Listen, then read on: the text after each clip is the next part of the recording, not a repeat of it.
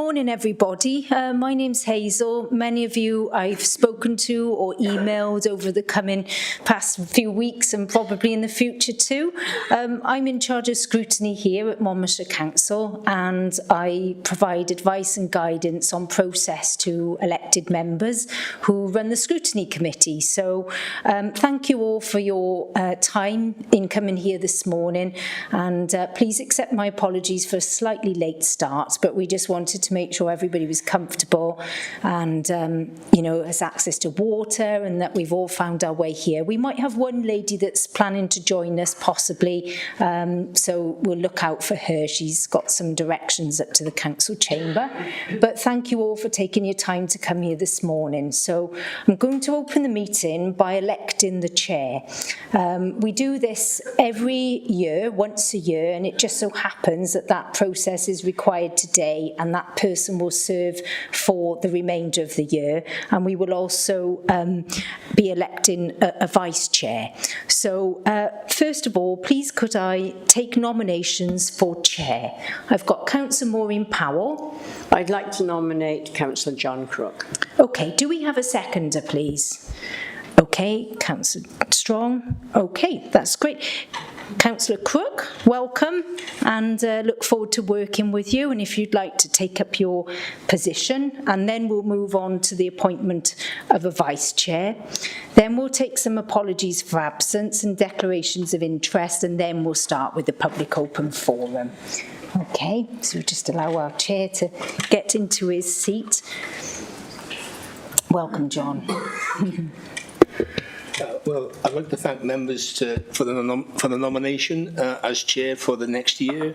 I look forward to working with colleagues as a team, providing constructive challenge to the Cabinet. I would like to also begin by welcoming everybody to today's People's Scrutiny meeting, which we consider the outcome of the review to My Day, My Life. The committee role is to scrutinise the findings of this review and to feedback from the consultation process and offer its view to the Cabinet. I would especially like to thank the public for attending today and making representations to us via the public open forum. We have extended the time allocation to the forum in order to listen to the public's voice and hear all your views and service users. Can I now move on to election of our vice chair, which we'll take for the year, and then we'll take apologies for absence and declarations of interest before beginning the public open forum. So I'd like to seek nominations for the vice chair. Do we have a nomination, please? I wish to nominate Councillor Jackie Strong for vice chair. And do we have a seconder? Thank you. So then that is obviously carried. I'd like to welcome the chair to join me to the left, and I very much look forward to working with you over the next 12 months.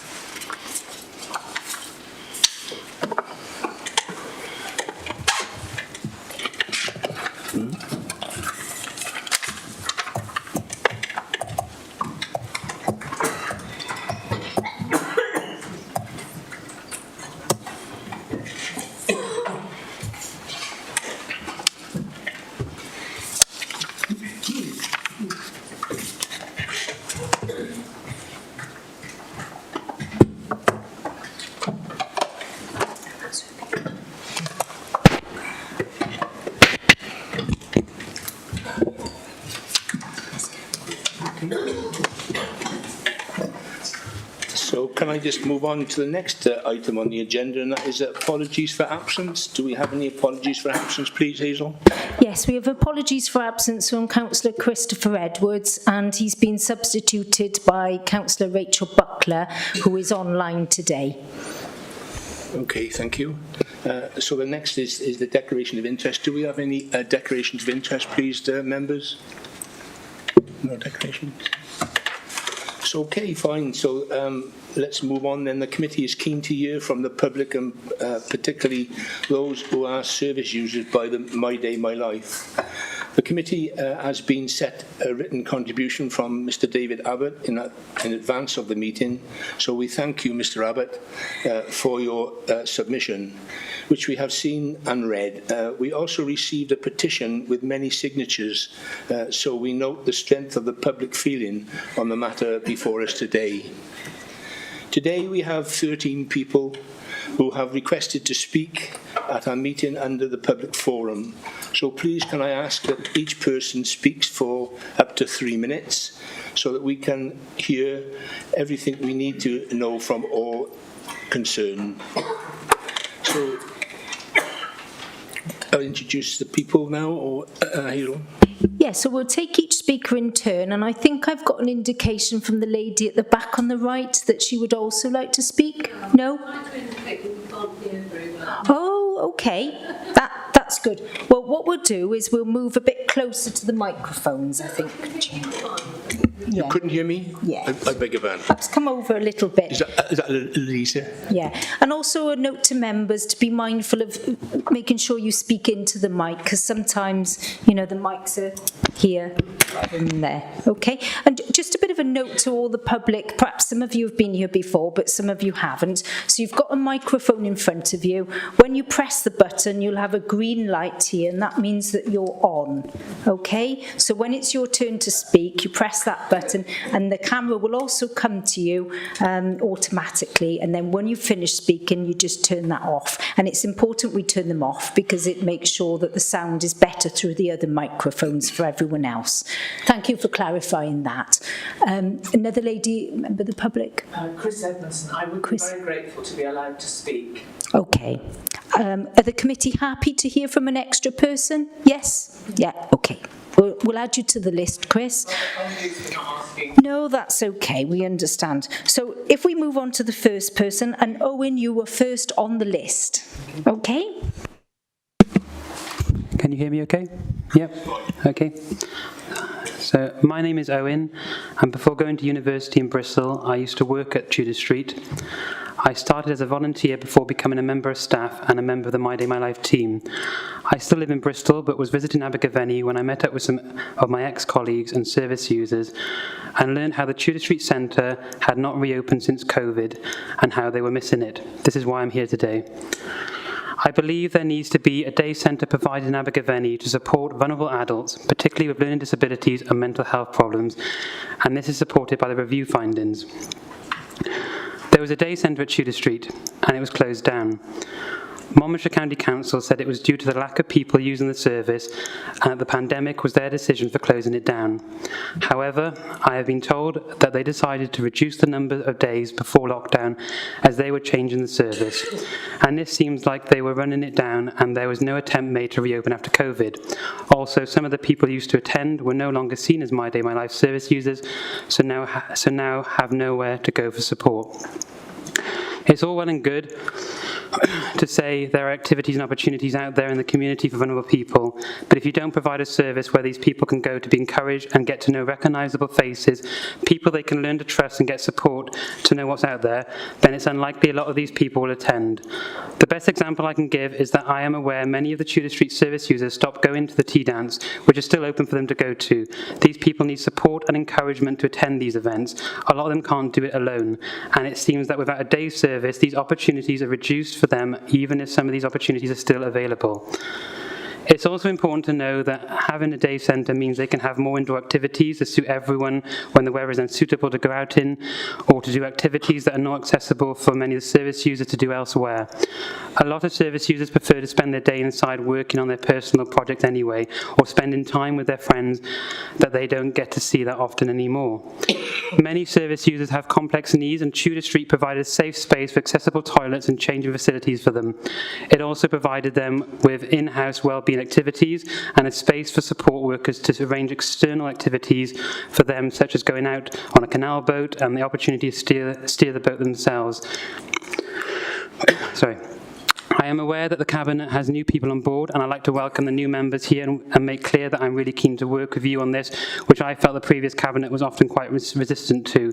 That said, we have only just heard what the decision is, having been delayed several months, and we are keen to let you know our views on this. The review outcome states clearly that there is a need for a day service and asks for a place to feel safe and like I belong, a place that is our own, appropriate toilet facilities with changing places, different spaces for activities like a kitchen and garden, located where all the action is in town centre, not out of the way, outdoor space for barbecues and activities, a meeting place for participants but also used by the community and the public, somewhere with a sensory room, a balanced communal areas and quiet spaces. Tudor Street Day Centre is the only building that can provide all this, so it would be wrong for Monmouthshire to take away the building that can provide the best service for vulnerable adults and provide what the review outcome clearly states the community are asking for. I have spoken to many who have told me they want Tudor Street back. Given the length of time that has passed without this service, we ask that it should be reopened as soon as possible. I think it's shocking that this meeting has been delayed, and it's important that I note that the decision to delay has harmed the ability of some service users to take part in this process in the way that they should. Many vulnerable people are quite dependent on their routines and become distressed if plans are changed at the last minute, especially with something so important to their quality of life as this. I'll remind you of the Disabilities Rights slogan, which has been raised at these meetings before: nothing about us without us.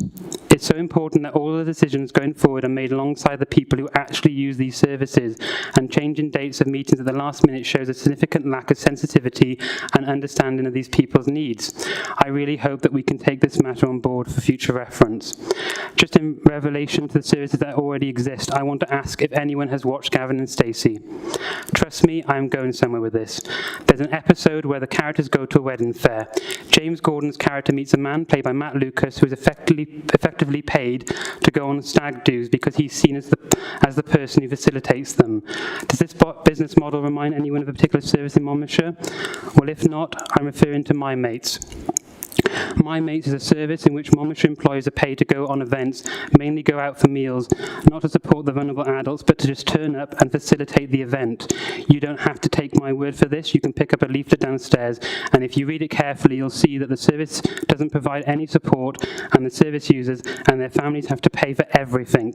All the events could happen without the My Mates staff because they don't actually provide any support except for picking a few places they choose to go. They don't even provide accessible transport and pick up points in Monmouthshire. Obviously, it is good to have a variety of services, and some people may appreciate My Mates, but I have talked to some who are concerned about the cost, lack of transport and support, and who would prefer other venues. When I worked at Tudor Street, we did similar events, but the staff provided a support network so that all service users could take part in activities of their choice. We organised transport care with a person-centred approach and included every vulnerable person. We also did some of these in our own time on a voluntary basis. It is also important to add that we're aware that things can't go back to exactly as they were before, and that there are areas in which Tudor Street needs improvement. We also need a service to help vulnerable adults with long-term person-centred plans as well as day-to-day ones. It's important we help them to access training and schemes to get into jobs and careers if they wish. There's a group of us that have a lot of ideas about how to achieve that, and I really hope our thoughts will be taken on board. I want to finish by saying that I came on board to volunteer to work with Monmouthshire to get a service happening again when I found out a lot of the people I used to work with hadn't done much during lockdown and how much they missed it. This was because it was reported in the South Wales Argos that the council was trying to sell off the Tudor Street building. When I found out, we organised a protest to save it. I was concerned how the review was being done and how it wasn't including everyone that used to go there. When I expressed my concerns to MCC, they put their lawyer Matthew Phillips in contact with me. I don't know why, because my questions had nothing to do with the legal side of any of it. Matthew implied that I was asking for the personal data of the people taking part in the review. I was not. I was asking, firstly, what was being asked in the review. Secondly, whether the review was into the future of the Tudor Street building or into the future of the My Day My Life service, because they aren't the same thing. Thirdly, why I'd spoken to many service users who hadn't been contacted. And finally, what date we'd know the outcome. None of these things should have been confidential, but the worst part was that when I challenged Matthew on the matter in which he was replying to me, he replied that it was because, and I quote, "You have a personal interest in developing a scheme yourself. Just to clarify, I have no personal interest. trust. I don't have the money to set up a scheme, and I don't even work in this field any longer. I'm doing this just as a concerned member of the public with experience in working with vulnerable adults, and I just had an idea of how to improve a service which I wanted Monmouthshire to consider because I knew they hadn't any plans of their own. I did this because if you've ever done this kind of work, you never stop caring about the people and their well-being, even after you've moved on. However, since then I've spoken to Gavo about the possibility of developing a service with other people who feel there is a need. In fact, Matthew, who's not, I don't think is here, but you and the rest of the council are getting paid a lot more than me, no doubt, and yet here I am trying to get a service happening for vulnerable adults. What are you doing with all your resources? Are you spending it on the right people, on the right services? I am aware now, since getting involved in this campaign, that there are some good activities being provided in the community by concerned individuals using their talents to support others, and that they are earning little or nothing to do this often with inadequate resources and buildings that do not offer suitable access for all.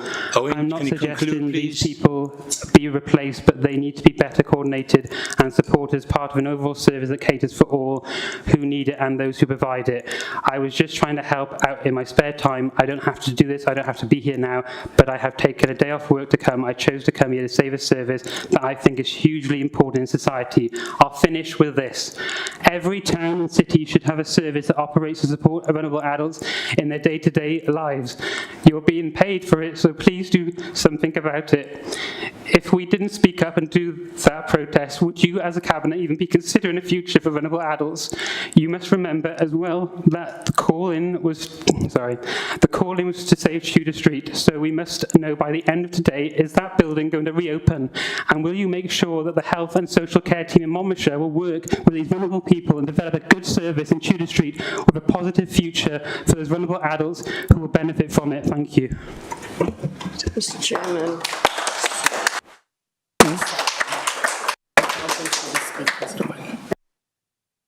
Thank you. Can I ask the next person? In 3 minutes. Yes, and that's what I'm addressing. Yes, if everybody speaks that long, we should be here at tea time. Yeah. Can I just confirm that the speakers going forward, please can you stick to 3 minutes? We do not have that time available. We've waited a very long time for this meeting. I think it's right to listen to everyone speaking here today. That's a good point. That's a good point. I mean, I would ask you to resist what you're saying and just we've accepted what you have said, and I would ask you to be quiet, please. Thank you. So can I ask Harold, please? You're going to waive it? My name's George, actually, but to be honest, I'm going to waive my right to speak. Firstly, because I don't really feel that well today, and secondly, because I'm quite taken aback by what you just said to my partner here. Actually, as Owen said, like the amount of time it's actually taken to even get this meeting.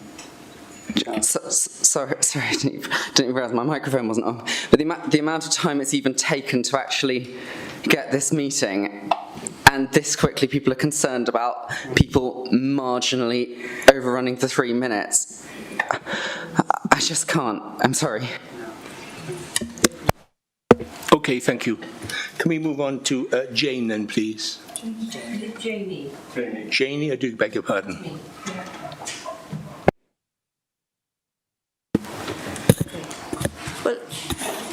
Well, the first thing I have to say is something that has been written by somebody else, by Miss Maureen Jackson, but the sentiments I and a lot of people feel are relevant. She says the Tudor Street Centre has provided invaluable service for many years and is the lifeline for many mentally and physically handicapped people which cannot suddenly be taken away. It is the only local facility that can cater for them. It has much needed equipment and apparatus to help those who cannot help themselves. The centre provides a safe social meeting place for people with disabilities, a place where they can meet, talk, communicate and make friends with people who have disabilities without feeling different. a place they can go to gain confidence, a sense of purpose, a quality of life, and it increases their feelings of self-worth. It gives them hope and something to look forward to each time they attend. There is nowhere locally which can provide the essential and marvellous work carried out in Tudor Street Centre. The centre not only helps those who attend, it also gives respite to those who care for them on a daily basis.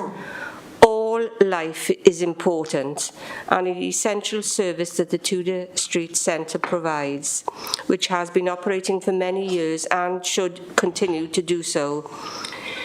Should the decision be made to close this much-needed centre, what plans have been made to continue the much-needed service locally within Abergwenny, with a building and apparatus equipment which can cater for all needs of those who attend that Tudor Street Centre already has?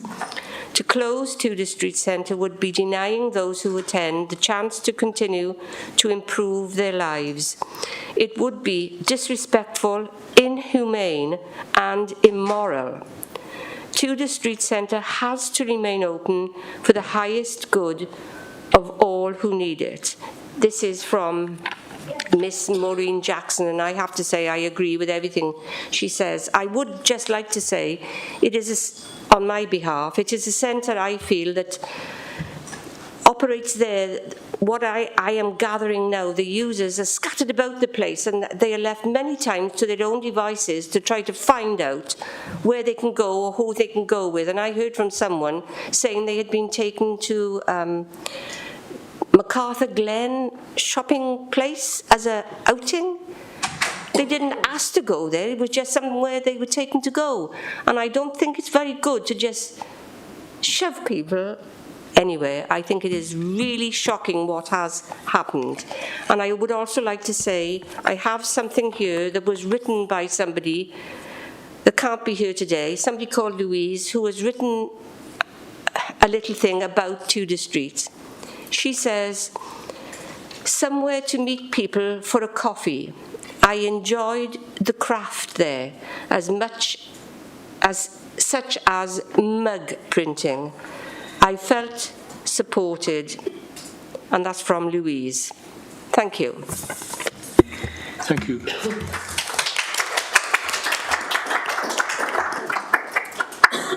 Can I ask Jenny then to... Can I just say one thing, please? We are not here to just talk about Tudor Street, but to scrutinise the review before us. Thank you. Hi, thank you.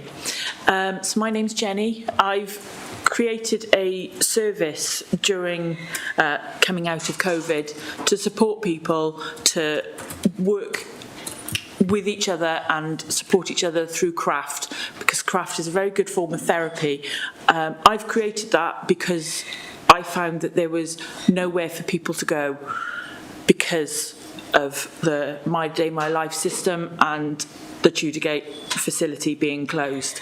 I support my auntie who has mild learning disabilities, and because of diagnosis, she's not able to access certain services like My Day, My Life, like My Mates, who provide services, although the services that they do provide have become very, very limited, and like it's just been brought up, shopping seems to be a place that they think everyone needs to go.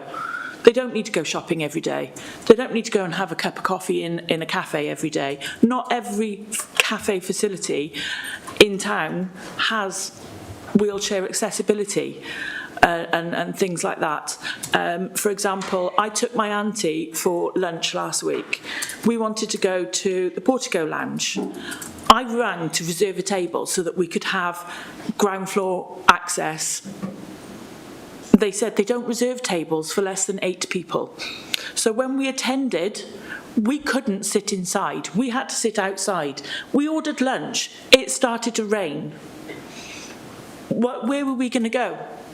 There was nowhere for us to go because of accessibility and suitability of places. Where I'm running my group has been identified as a possible venue by yourselves for people with disabilities. It's not accessible. It is really not as accessible. I have spinal injury, which means that I've lost a lot of feeling from waist down. So when I go to sit down, I tend to drop. The toilet in there has got a wooden box right next to it. So I've come away from there with bruising. Think about the people who need to transfer from wheelchairs. Think of other people who are less able to communicate than me using that facility. I personally think that venues need to be considered for proper accessibility. This one has accessible wheelchair access at the rear of the building from 2 doors. It's a fire door that gets locked so that people can't get in through that fire door. You can't open the door from the outside when you've got a wheelchair. You can't hold the door open because it's weighted to keep it closed. So anyone who's attending with a wheeled walker or a wheelchair, if they haven't got a carer with them, they cannot get through that door. It's impossible. And I think these are all points that need to be considered when you're looking at a suitable hub for people which has been identified, and also look at the people who don't fit the criteria currently for the My Day, My Life service. There are so many people out there struggling with mental health. There are so many people struggling out there with disabilities that don't fit the criteria, and this hub needs to be accessible for everybody, not just certain services.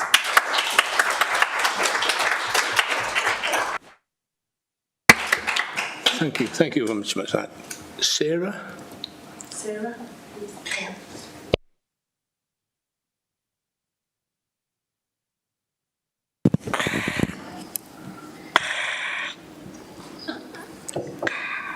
Okay, Tom.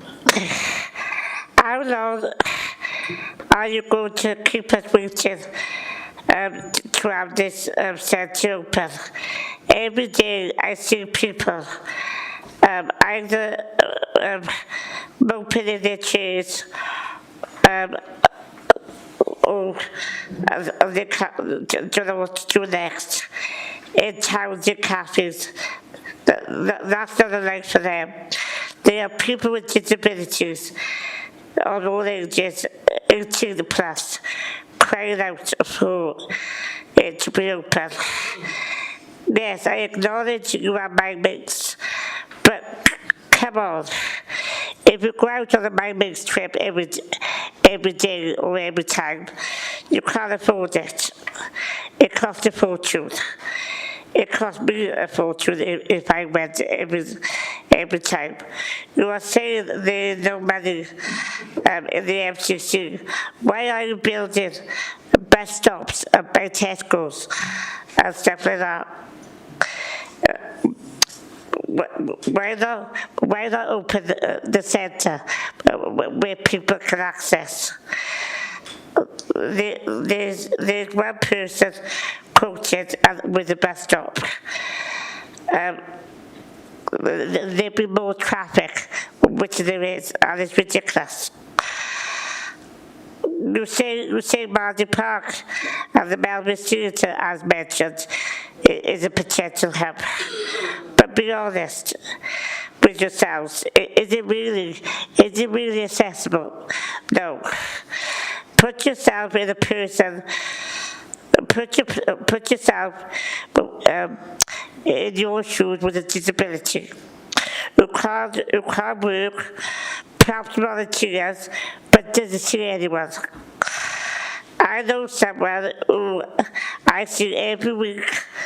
I've seen all their friends, and she just arranged now to go out for a meal. It's little things like that. New counsellors are stopping us from seeing our friends. I also know someone who in my room is living in Bath, and I don't hardly see him. But But when I do, it is women talking and helping me if I'm with him. And that's what friends are for. He hasn't got support. The only time he has support is when he goes into a particular cafe in town every day. But what are you doing to us? You say you've got other options, but there isn't any, if you look. I have also noticed, and me included, is asking family and friends for support. And there isn't any support now. Yes, I have support, but I'm not ready this for myself. But for the whole of Upgrade disabled community. If we want to open a hub, that will open and make activities for people, then try and think of opening the centre.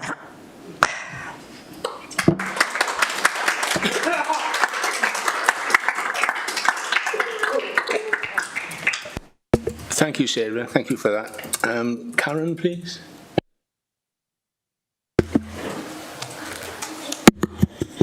Sorry, there's two Karens. Which Karen? Karen Godfrey. That's my name, yes. My name's Karen Godfrey. Now, like Sarah was saying, we've been at the Tudor Centre all these years, and I used to be a secretary, and now I can't be a secretary there because all the council is trying to knock it down, or we're trying to save it. We got banners over there to prove it that we are trying to save it. It's not fair for us. People in wheelchairs couldn't even go to the toilet. They had difficulty in wheelchairs. This is why I'm speaking up for everybody with a learning disability who haven't got that ability, who can't go to the toilet, and who can't. They had to have people to help them, and it's a good day centre. And you think you trying to get the builders to knock that building down with the bulldozer? I don't think so. We are here to save that building, and it's not fair for all of us to be kicked out of that building to go somewhere else. And on a Monday, we go to a nice building on a Monday, and Jenny is trying to save us. She's a good helper. And believe me, I come as a secretary today because I'm speaking about everybody who's got a learning disability, and it's not fair for them to knock that building down. So what do you think about that?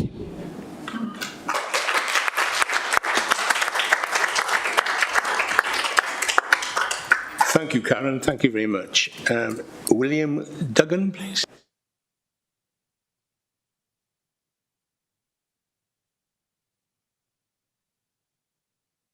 I'd like to reiterate everything that's actually been said there this morning, yeah. I think it is important. We are the voice of the people who don't have the opportunity to speak here today, and I think it is imperative that it's not just a building, it's actually a way of life. It is their way of life. It is their day. And to have that building to be put into a forum that's going to be used for financial gain or whatever the system sees fit for it to be, I don't think that is the democratic way to go ahead with that. This is about people. It's not about finance. There's no mention anywhere in any of that report as to why that building is closing for financial reasons. And I'm sure everybody here in the room today will agree with me on that. And I speak for all of my colleagues and friends, not just here in this room today, but who are actually watching here online. And I can assure you that full support will be given from all multi-agencies to ensure that we go back into that building. And I will support them with whatever needs that is required to do that. We're here for under disability, arts, heritage, culture, welfare and well-being. It's not just a building, it's a way of life. And that's what I'd like to say. Yeah. Thank you.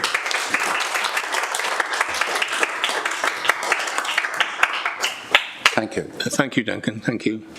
Next one would be Karen Webb.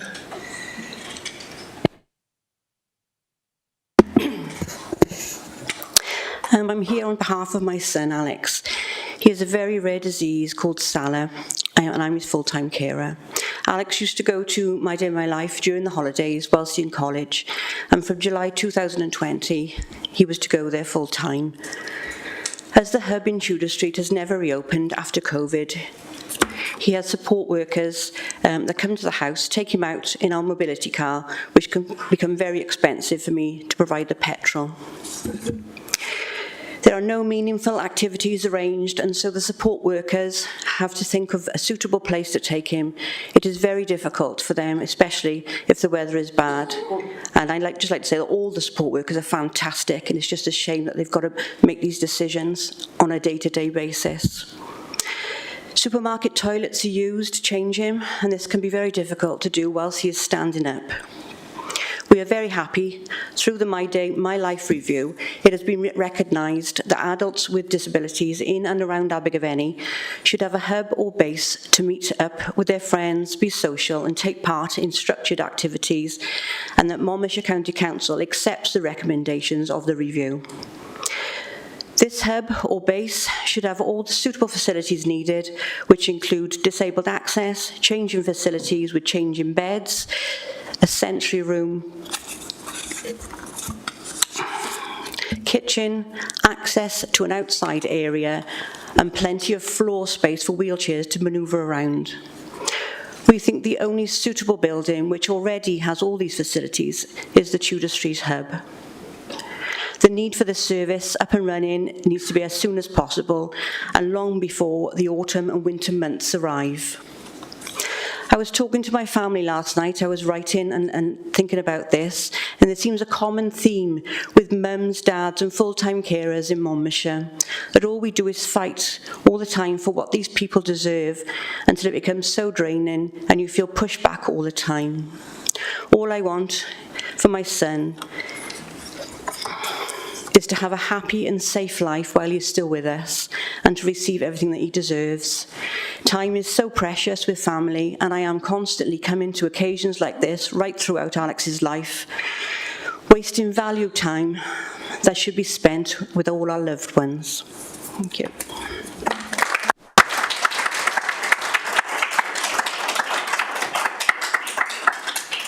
Thank you, Karen. Can I then ask Mike, please?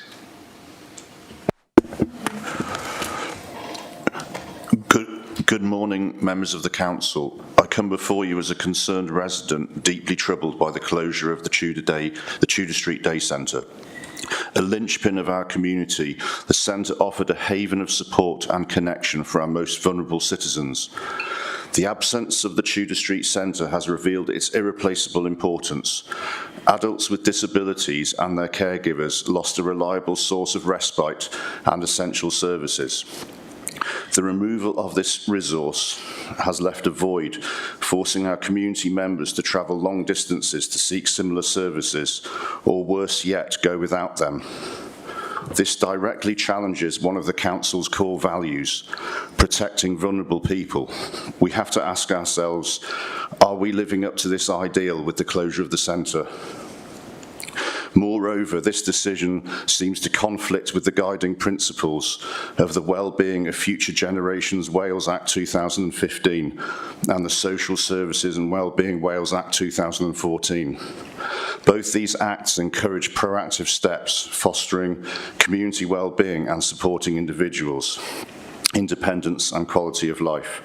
In the absence of the centre, how can we say you are fulfilling these legislative mandates? Alternatives and accessibility options presented so far have proven inadequate. The burden of travel, coupled with the unfamiliarity of new settings, poses substantial challenges, particularly for older service users and those with disabilities. Without an accessible and local option, like the Tudor Street Centre, we fail to provide an inclusive environment for all the residents.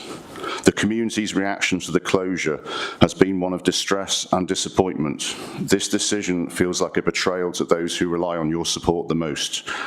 I urge you to consider the lived experiences of those affected, their voices crying out for the restoration of their safe space, their community hub. The closure of the Tudor Street Centre is not just a local issue, it is a matter of public interest. It speaks to the wider question of how we as a society support our vulnerable and disadvantaged members. We must act responsibly, thoughtfully, with compassion and foresight. In conclusion, I call upon this Council to review the policy that led to this closure. Please consider the true cost of this decision, not just in monetary terms, but in the well-being of our citizens, our community cohesion, and our commitment to protecting the vulnerable. I respectfully request that you reconsider the closure of the Tudor Street Centre, keeping in mind the grave implications of its absence and the invaluable benefits of its presence. Thank you.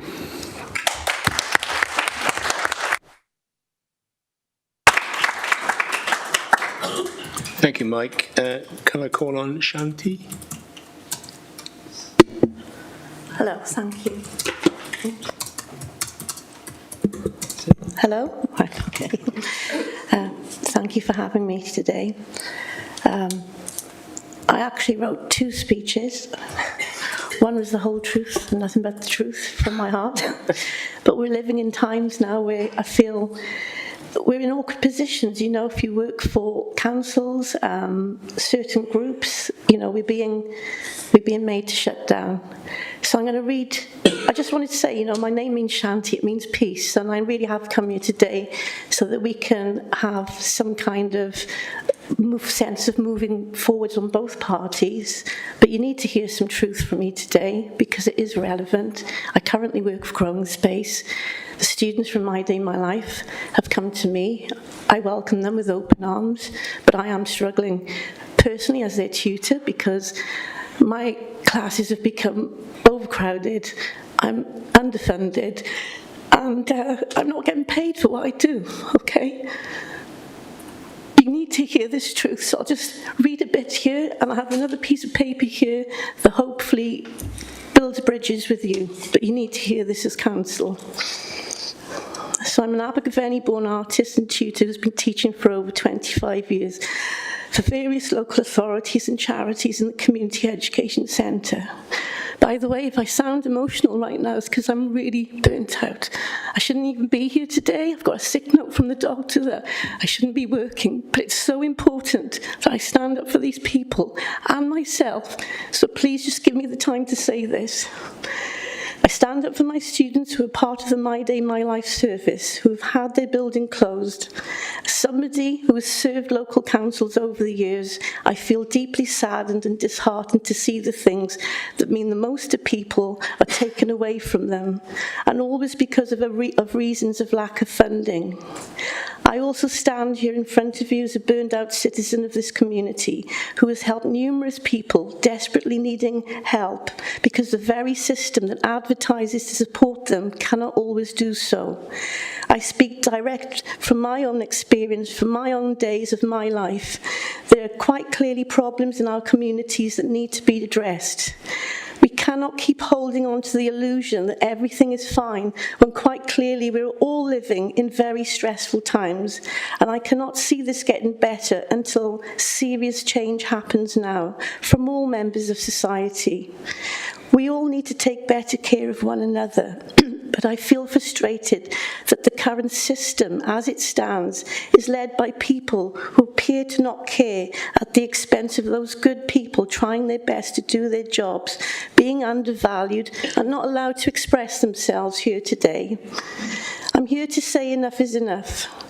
The only reason we are getting this meeting in the first place is because of all these brave people with true hearts who stood up for each other.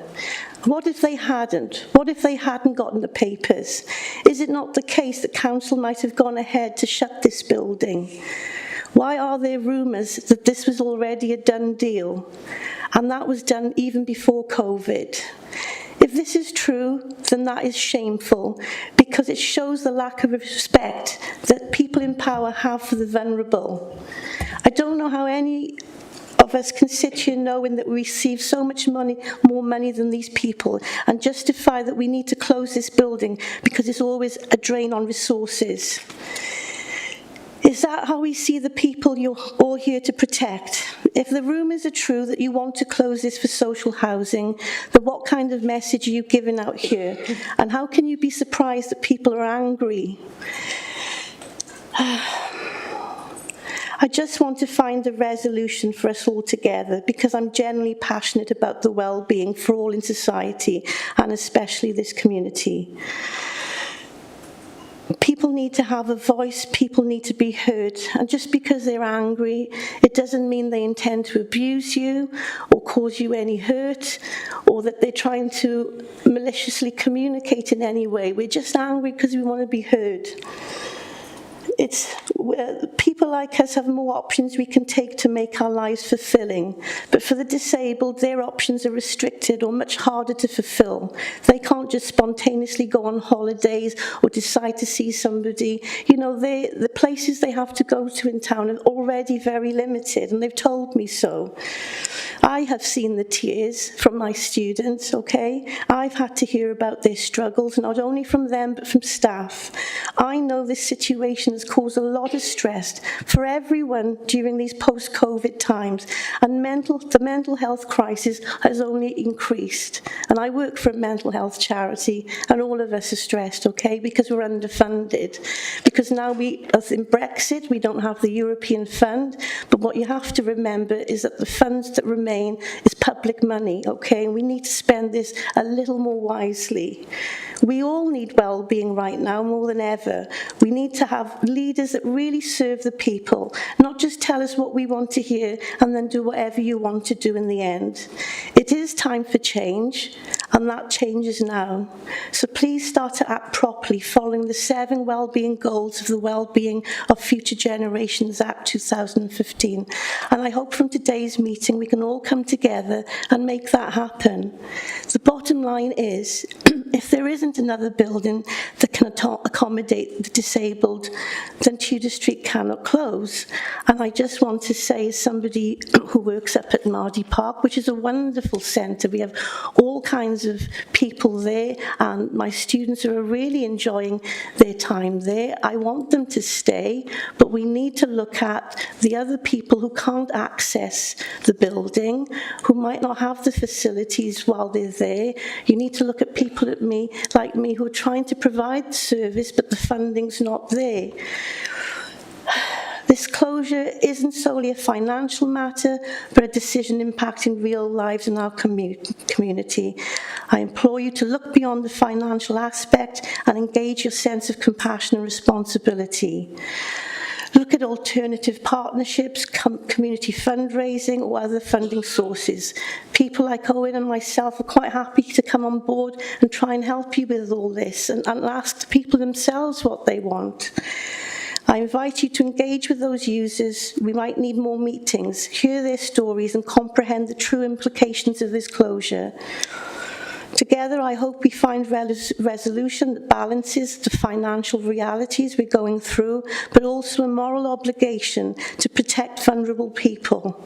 This challenge calls for a united front, and I eagerly anticipate that we can all embark on this journey with you as a community. Thank you very much.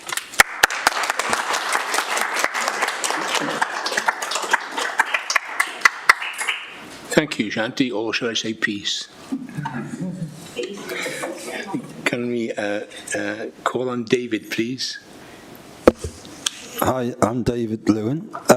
I am actually a user of My Day, My Life. I was actually going to start off with something very more important than this. I've seen 2 buildings close. One was 3C's Mine Drop-In Centre, and that was closed. They put a manager in to close that. There were 6 closed in one day.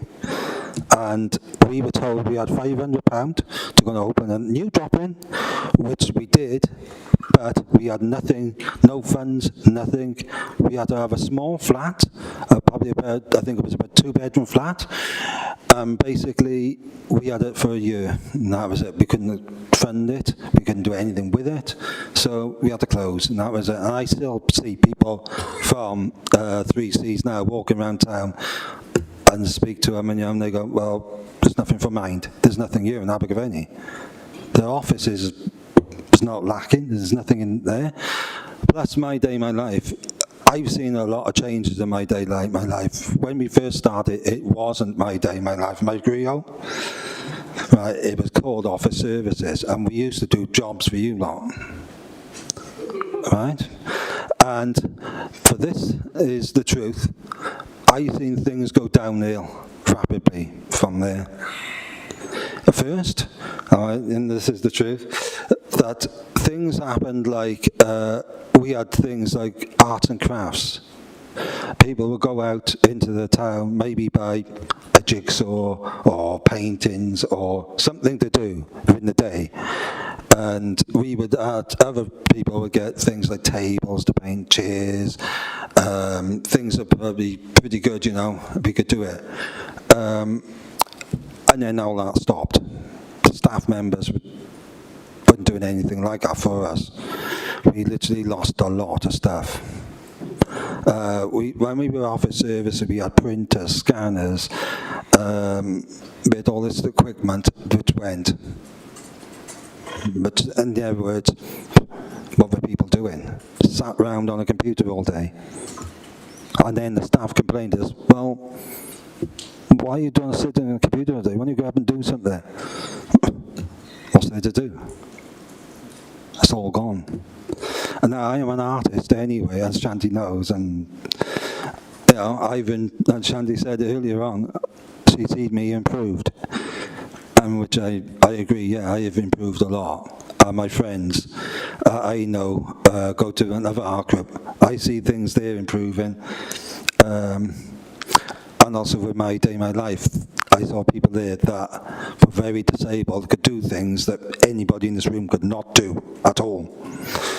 And that is the truth, because we had one guy, Howard, that actually, he couldn't talk, he was in a wheelchair, he was very disabled, but you give him a drum, a hand-held drum, and a stick, and he could keep a good beat. He could literally keep it. There's people out there I see online. I know a guy, actually, it's just when Britain's Got Talent. I haven't won it, but he was in Britain's Got Talent, and now he's got autism, and he can sing. He's also been in Casualty twice, and he's also been in the A-word twice.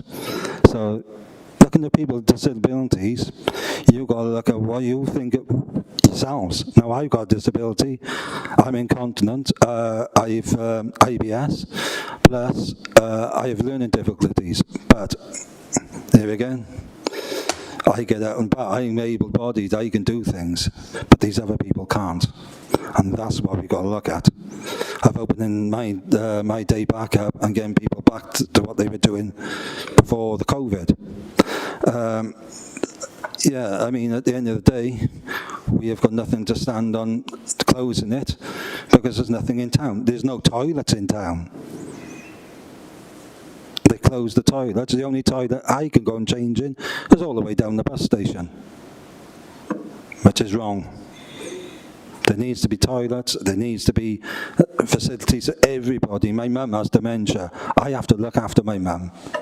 So, there's people like that as well.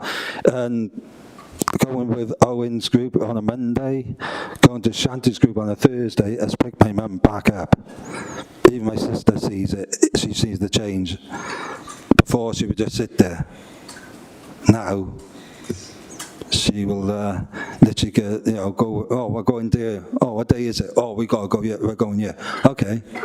She can do it now. So she's pretty back to, well, not back to normal, but she's getting better that way.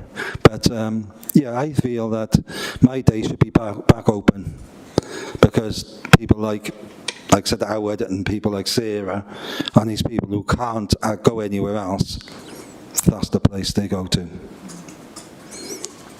I mean, it's accessible. There's a lot going on there. We've actually, when we were drumming, that we actually got into the Welsh, what do they call it, the Eisteddfod, and we played the Eisteddfod. So that goes to prove the ability of people. I mean, like I said, I see people online who can play guitar and they've only got one hand. Or people who literally got no legs that can play drums. You know? We've got to look to people like that. That's the people to look up to. And I look up to these people and think, oh my God, look at him. Amazing. You know, I put people down that I can't do it. And people who will think, oh, you know, look at me, I watch a guy on YouTube, he can't even sing. He can't sing a word. He sounds like a cat.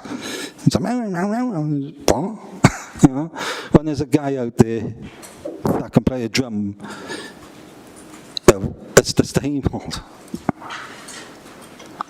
There's one famous guy, and I'm going to go out there. This guy is amazing. He's dead now, but this guy is called Jeff Healy. He was blind, and he's put this guitar on his lap, and he used to play it. And I tell you what, that guy was amazing. Really good. So there's people like that we need to look up to and think about what this place, My Day, My Life means to disabled people and people who need it. You know? So, yeah, that's all I got to say. Thanks.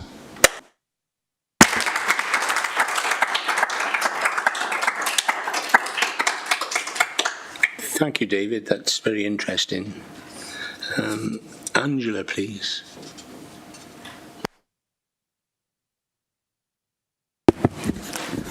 Hi, I'm Angela from NCAP Cymru. So just some responses to the report that we have gone through. First, the report didn't make the distinction between NCAP Cymru and Chepstow NCAP. Chepstow NCAP is his own organisation and it's legally separate to NCAP and NCAP Cymru. We're disappointed that the report doesn't make explicit reference at the very outset to the important role friendships and connections have in created positive wellbeing outcomes for people with a learning disability.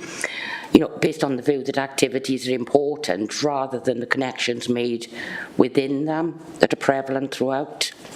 And despite the report using the language of co-production and participation, it doesn't seem to recognise that activities are only the vehicle to meaningful connections. For many, it's not what they do, but who they do it with. And that sense of belonging and psychological safety that comes from those mutually respectful connections, helping people to develop and maintain genuine friendships and connections, should be the aim of day service provision and should be clearly stated as the objective of delivering My Day, My Life. We fear that one-to-one support in the community will only result in people doing things with a paid member of staff rather than with friends.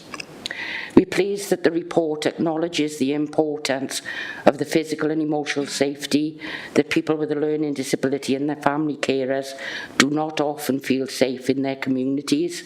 So the provision of safe spaces, such as Monmouthshire Hubs and the Chepstow NCAP Centre, are important provisions to reassure people that they and their loved ones will be safe. However, this acknowledgement is also in conflict with the tone of 10.2 bullet point 4, which says people have greater participation in their community and wherever possible, people are supported into mainstream rather than disability-specific opportunities within the community. A genuine and active participant in life with the ability to make a contribution. A new service is in place which is flexible and meets people's needs with an appropriate staffing structure. This has the potential to other disabled people, as it implies that activities designed for people with a learning disability are of less value than mainstream activities, and it misses the critical point. The people with a learning disability often say they want to be with their friends, many of whom also have a learning disability. And we're asking, why is it okay to support people from BAME, BAME or LGBTQ meetings in groups to support each other, but people with a learning disability must only be engaging in mainstream activities where they will often be in the minority?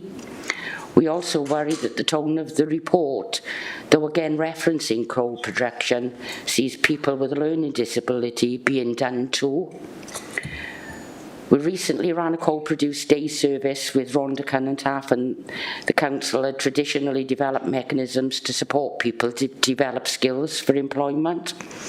One individual felt that this move to put him into employment was more about providing respite for his mother than providing him with the space to do what he wanted. We have his permission to give his quote.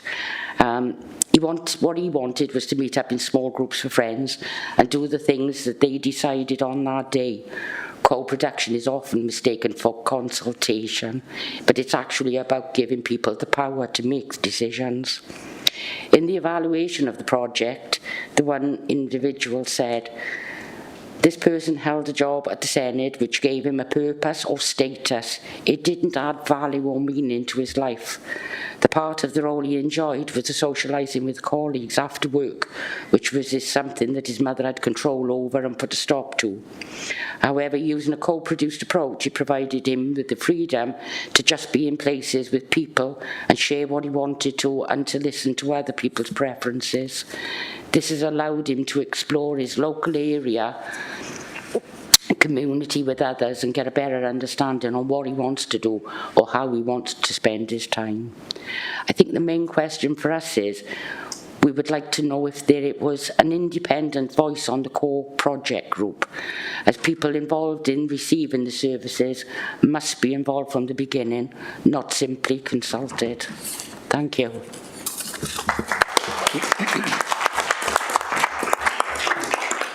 Thank you, Angela, for that. I'm going to bring Chris Edwards. You made a request earlier to... Thank you.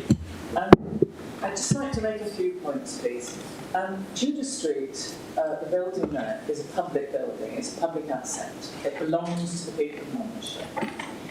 In the report, there's a lot of detail, and there's been a lot of talking about other buildings that might be suitable.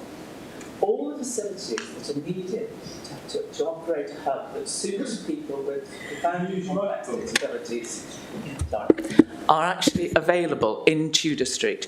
Those facilities have been paid for with public money. It's going to cost a huge amount of money to improve the facilities at the Melville Theatre or at the library to the standard that they are at Tudor Street. I don't believe that it's a huge amount of money to improve it, and I don't understand why it couldn't open so that a service can be provided much more quickly than is indicated in the report.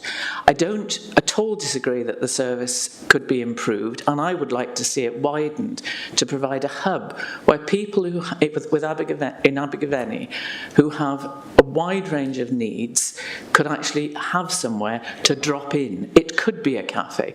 People with a range of different abilities could volunteer to help in the cafe. People could learn cooking skills. It's a useful building, and it's a public building. And if it's sold, it's an asset that Abergavenny and Monmouthshire won't get back. So I would like it to be seriously considered as being a good place for a hub, and a hub that could be available to people fairly quickly. I'd also just like to draw your attention to that poster that says, "It could be you one day." I was cleaning my teeth one morning and I got a phone call, and it changed my life. And I hadn't appreciated what caring is like. My husband has no frontal lobe left, or very little, and very little of the right side of his brain, but he's very able. So my caring is actually difficult, but nowhere near as difficult as some of the caring demanded by people who are looking after the people in Monmouthshire who need this type of service. It could be you. You could be the carer, you could be the person who loses their abilities.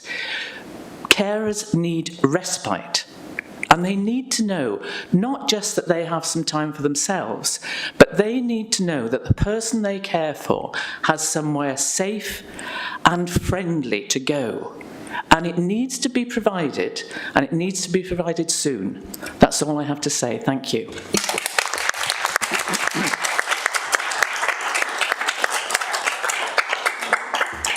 And please, may I give my apologies, because I have to give some caring duties at 11:30, so I have to go soon. Thank you. Thank you, Chris.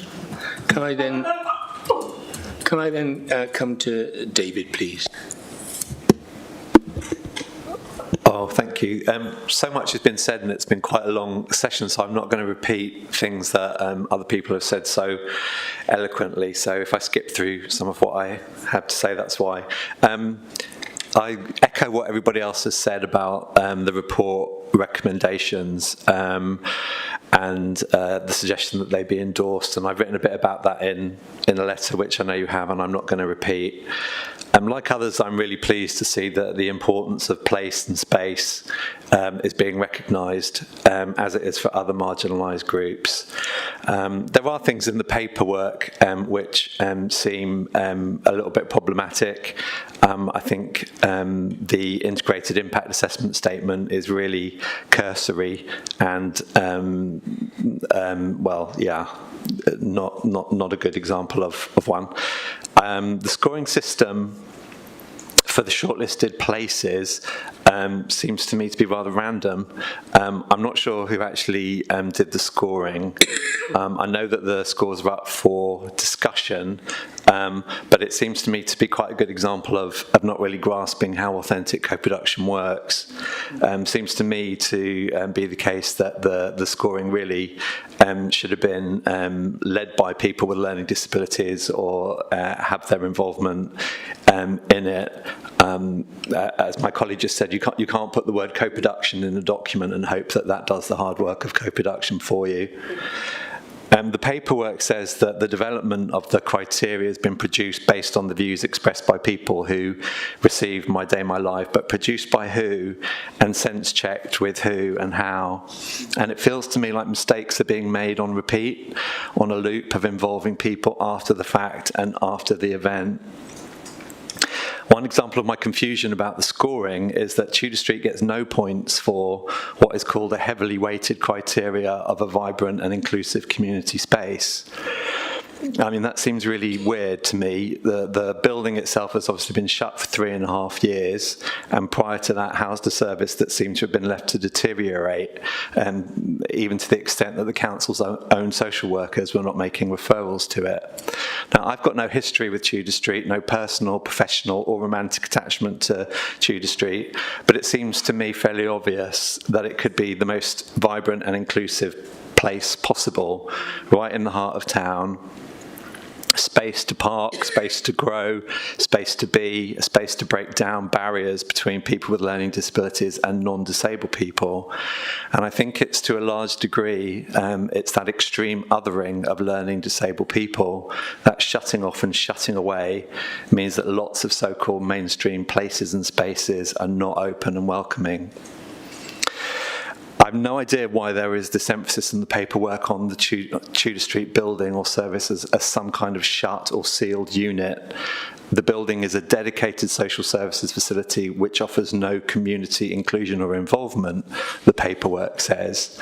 Well, I don't know why whoever wrote that has not been to social service day services where there is amazing community involvement, reciprocity, mutuality and relationship building.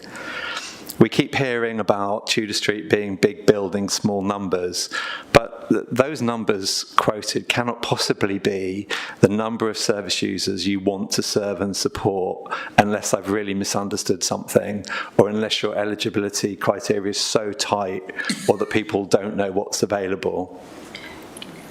I feel like there's lots of skirting around the issue, and you keep asking us not to conflate the review of My Day, My Life with Tudor Street. But as I said in a previous letter, it was really the council that conflated those two issues. There's 80-odd pages of paperwork for the meeting today, and I'm sorry, but I think a lot of it is just blah. It's really hard to understand why Tudor Street isn't reopened. The Practice Solutions report gives a really overdue kind of kick up the backside to get a decent service for people with learning disabilities who, as we all know, were so horribly disadvantaged in COVID in many different ways, and another delay just seems indefensible. Some of these remarks have been made, but can I conclude with some thoughts about working in partnership? Co-production means recognising where the power is, and the power is almost entirely yours, and how it gets deployed. It means working with partners and views and voices which are sometimes antagonistic and difficult, and this is often born of frustration. If as a council you're only in partnership with voices that lean to compliance and passivity, then you've got the wrong partners. Our group is made up of people with learning disabilities, other disabled people, parents, carers, and relatives of young people and adults with learning disabilities. We have a range of neurotypical and neurodiverse folks. We have people with a range of good and poor mental health, and we, as Owen said, we all actually have better things to be doing than this. And I am going to say it, but I think it's to the council's shame that this has been so protracted, so disempowering, and sometimes so belittling. I watched online at the last Scrutiny meeting as the former Cabinet Lead for Social Care dismissed questions as mere statements and showered condescension on genuine community offers of help with Tudor Street. I really hope we can expect better from his replacement. That said, if relationships are fractious and personal, let's put that to one side and focus on the greater good and the question at hand. If passions are running high or egos are bruised, it's because there's a lot at stake and everybody cares so much. I don't write long letters to you to show off that I know stuff about things. I'd rather be walking the dog in Castle Meadow or going to my aqua aerobics class at the leisure centre, which I can highly recommend.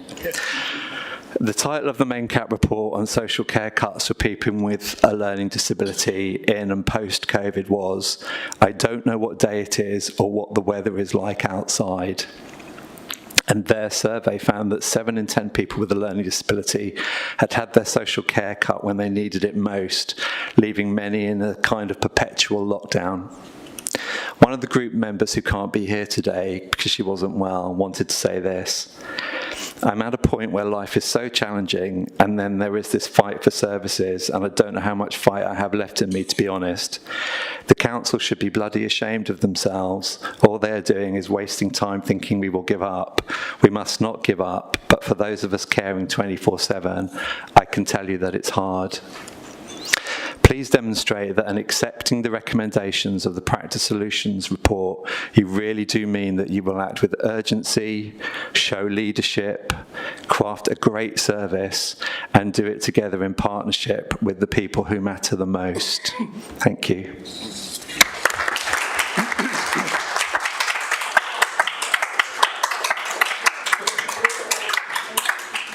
Thank you, David, for that contribution. May I take the opportunity to thank everybody for attending and speaking under this forum. I understand attending a committee meeting and speaking in is most daunting, but your contributions have helped the committee in our scrutiny activity. So we are grateful for your time today. You are very welcome to stay and observe the meeting if you wish, but at this stage I would like to have a break, please, and you can have a comfort break, and we'll come back in within 10 minutes, please.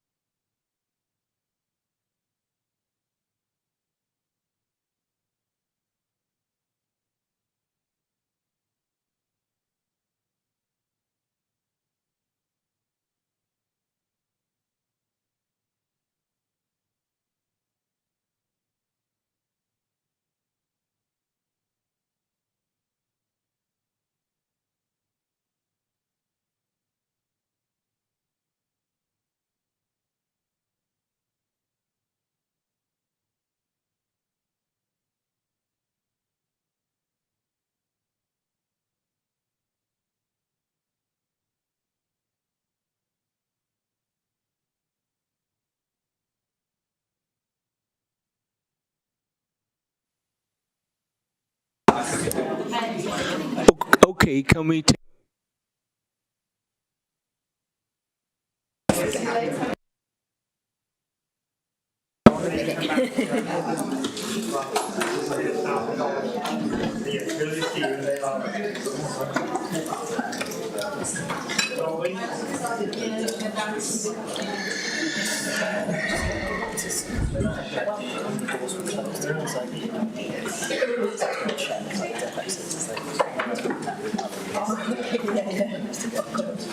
Okay then, thanks for that. We are hopefully comfortable.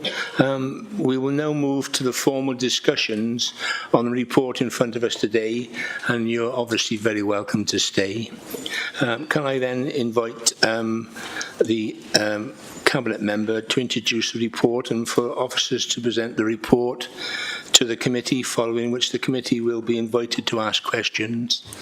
There will then be an opportunity for any of the elected members to ask their questions prior to the committee considering their way forward. Thank you, Chair. And yes, I would like to add my thanks to everybody that's contributed in the public open forum and also has sent through written submissions as well, not just in the last week, but over the last several months. Really do appreciate and value the different views coming forward. As you know, it's not a straightforward or a simple thing, although sometimes it may feel that way. But I do genuinely thank you for the contributions that you've made. And you've given us lots to think about, and I'm sure lots of stimulus for the elected members of the committee who are going to be asking questions and taking part in the discussion. They're going to be bringing that forward. So I'm not going to try and respond directly to the points right now. I'm going to wait for the discussion. But I'm here now really to, and pleased to introduce the report that's put in front of Scrutiny for discussion today.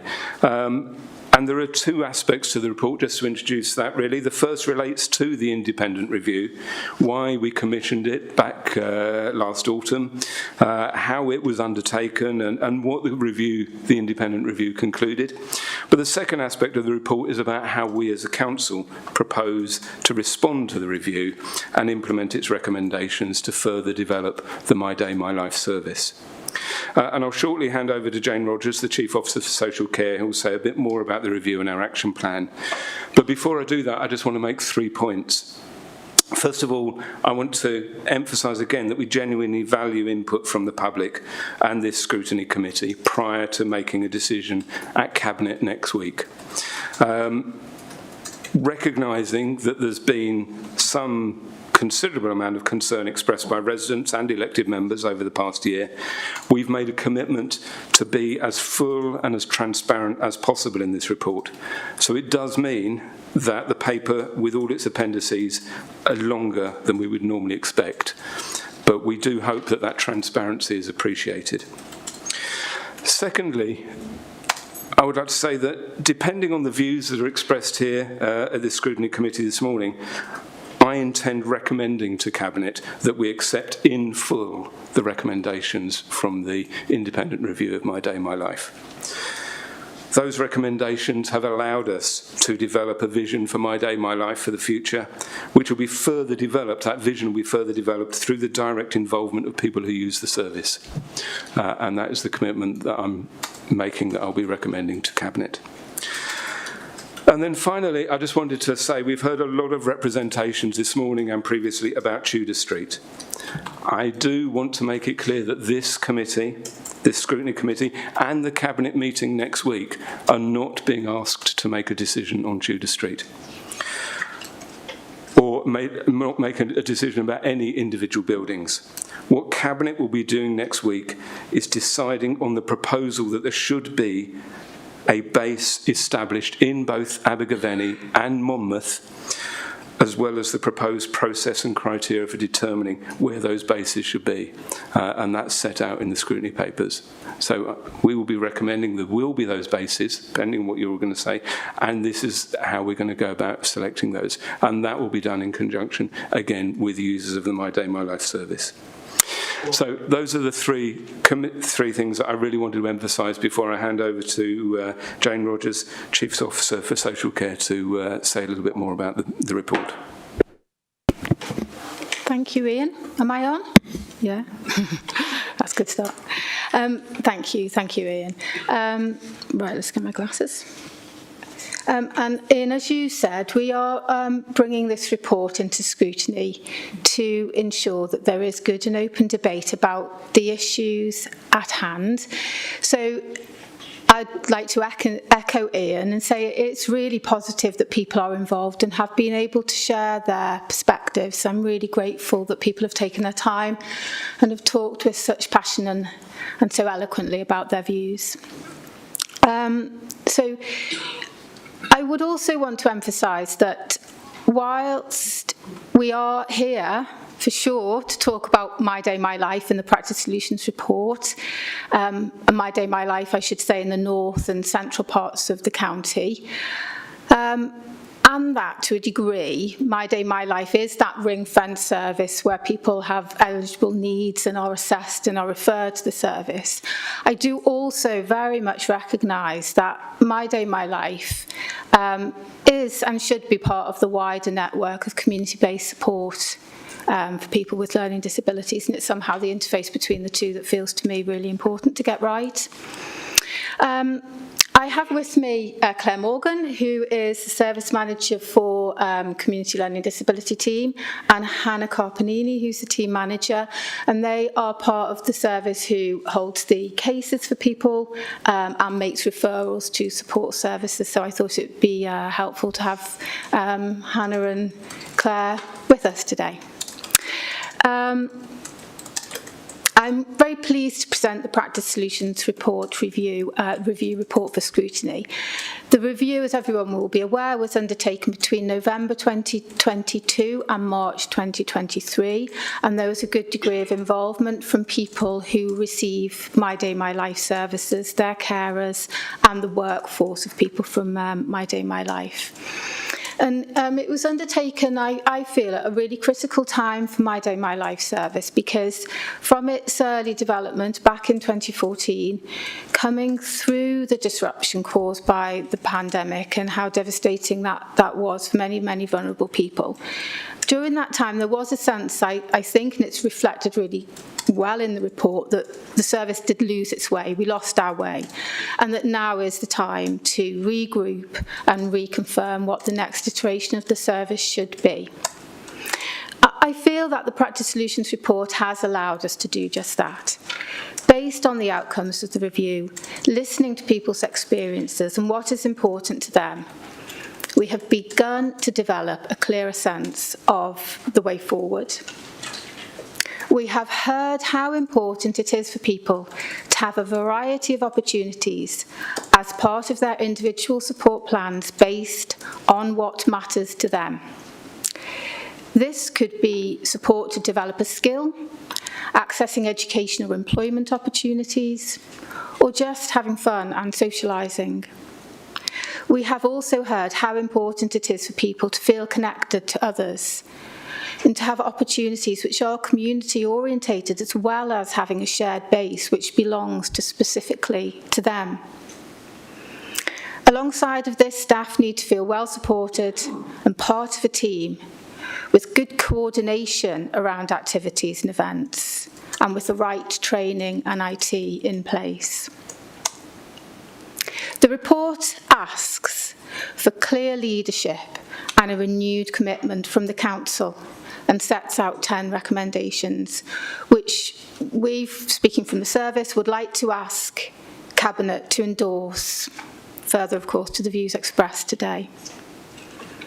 Our draft implementation plan, based on those 10 recommendations, and is included within the appendices of the reports before scrutiny, takes the recommendations forward into some practical actions. This includes taking steps to support genuine person-centred planning, improving the interface with the social care teams, creating more flexibility in how the service is used, including looking at evenings and weekends when some people actually want the support, working out how best to ensure there are a range of coordinated opportunities and activities, both one-to-one and group, outward bound and sort of structured in bases, and crucially working through options for that home base, both in Abergavenny and Monmouth. For me, though, and this picks up something that you were saying, David, at the heart of this is taking forward a way of working so that people who are part of My Day, My Life have an ongoing say, not only in their individual service, but in the oversight and management and development of the service as a whole. And that, as we lay out our new service, I see as being right at the centre of how we sort of move forward. I'm absolutely sure there'll be lots of questions and debate now, so thank you for listening.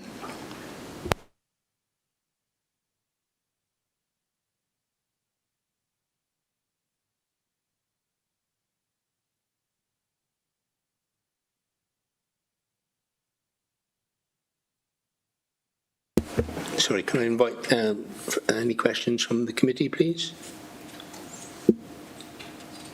I don't know how we do it.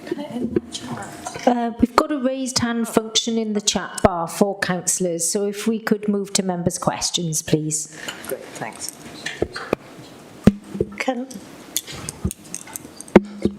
I ask something? No, not yet. Sorry. I'll go for Rachel first. Yeah, Rachel, can I ask you to come first, please? Thank you, Chair. I hope you can hear me. I'd like to say how very moving the submissions have been from the members of the public, those affected directly and those concerned, and they've had a great impact, I can promise you. And we will all have taken things from that. It's obviously, our job as a scrutiny committee isn't as a political committee. We are here to scrutinise and to do the very best for residents, in the things that are put in front of us. And this is obviously a very important topic and of great concern. What seems to come from the report, which I think is good, it's very comprehensive, is to restore and develop the positive aspects of my day and my life, and to actually build upon it. It's a real opportunity that shouldn't be squandered, and I think we all can feel that. It's vital that people who rely on this service are core to the decision process, along with their families. And, one thing that particularly strikes is what weight the Cabinet will give to the service users in choosing the sites in Abergavenny and Monmouth. The members of the public, as I said, are very moving. Owen, obviously having first-hand experience, and thank you very much for your submission. Your point of it being very delayed is a very valid one, and we take that very much so. There shouldn't be more delay than there needs to be for this very important service. Maureen Jackson saying that there was that users felt left to their own devices is a very pertinent point. We must be more supportive. People obviously felt when Tudor Street closed that there was nowhere to go. And we should be inclusive. We ought to look at the criteria for accessing the service, that it should be expanded rather than contracted, and the number of users projected could grow with new ways of looking at it. And the point that was made that little things made a great deal of difference. Sarah spoke movingly of her friend who's sleeping rough, who relied so much on the support of a home base. And William Duggan, speaking on behalf of peoples who can't speak today, was, I'm so glad you did. And Shanti, you definitely do mean peace, and it was very good to hear your first-hand experience of providing a service which is obviously lacking, but you need more support, and I'm sure we will have taken that on board. Creative projects are obviously vital to the well-being and bonding of friends and users of the service, and it must be core at the heart of the consideration. The fact that that we have an opportunity now to really reevaluate and go forward in a really positive way, I think is excellent. One thing I took completely was that carers need respite. They need, and the people who are being cared for need to have a constructive and positive addition to their life, and which can all be done with a mixture of policies put in place. One thing that's occurred to me, that the scoring system for the home bases, I think it should be looked at. I think Cabinet should look at if the scoring system is adequate. So I'd like to see that in place. And obviously things have been horribly delayed with the COVID pandemic, and it isn't desirable that we carry on like that. It's been very protracted, and this must stop. And somebody mentioned about it felt like being in perpetual lockdown, which is a very powerful thought. I would say on options for home base, I did with the rest of the committee earlier in the year go and look at the sites in Mardy and also Tudor Street, Abergavenny particularly, which is obviously where a lot of people are concerned today. And it did strike me that obviously Mardy Park offers a terrific facility, but there is also vital. There is a place in the centre of Abergavenny so that there can be a mixture of things, of home base going forth. And Tudor Street did seem to be pretty well set up. Those were my initial thoughts. And I'd like to thank you all again for your submissions. Thank you.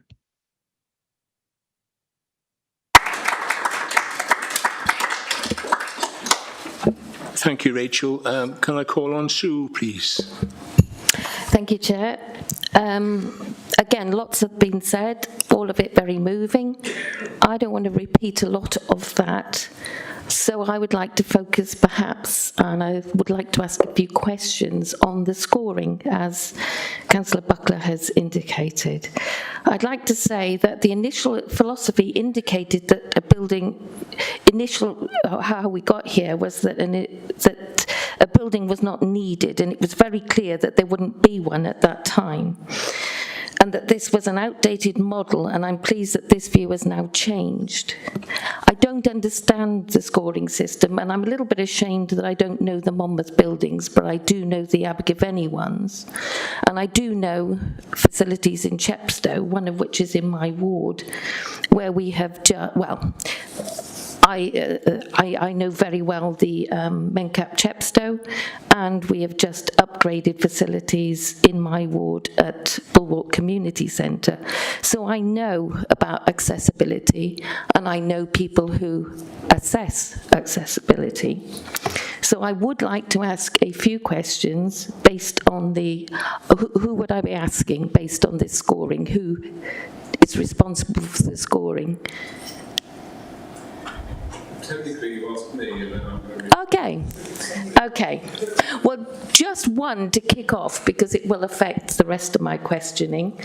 Abergavenny Community Centre, I did visit yesterday and have a walk around, and one of the trustees told me that he discussed some of the difficulties of the building and said that he had sent an email, which I don't see in the pack, discussing the difficulties of the building. So firstly, I would like to ask about Abergavenny Community Centre, your provision 6, which, hold on. provision 6 is appropriate toilet facilities and scope for the provision of a changing bed, high waiting, which would score a 6. But if we look at the key, sorry, I have to keep going back and forth here. If we look at the key, there is a little box. I don't know why these figures could not have been put in the scoring box, which would have made it much easier to look at. But there's a little box that says, has it to a certain degree, or may be able to in the future, which would score it a 2. So if somebody could comment on that, I won't have to waste your time with going any further if you have an explanation that's reasonable.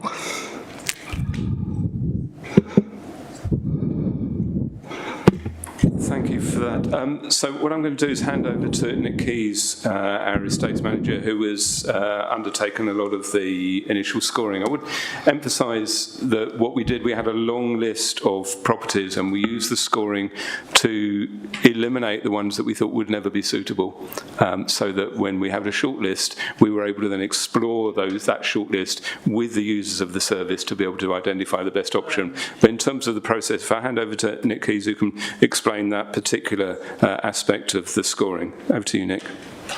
Yeah, thanks, Councillor Chandler, and good afternoon, members, and of course, members of the public. By way of just very quick introduction, my name's Nick Keys. I'm the Acting Head of Landlord Services at the Council, which includes our Estates Department and Property Services. So two departments, if you like, would be closely involved in not only the existing assets, but I suppose future use of assets, if that's to be the case, and outcome of the review.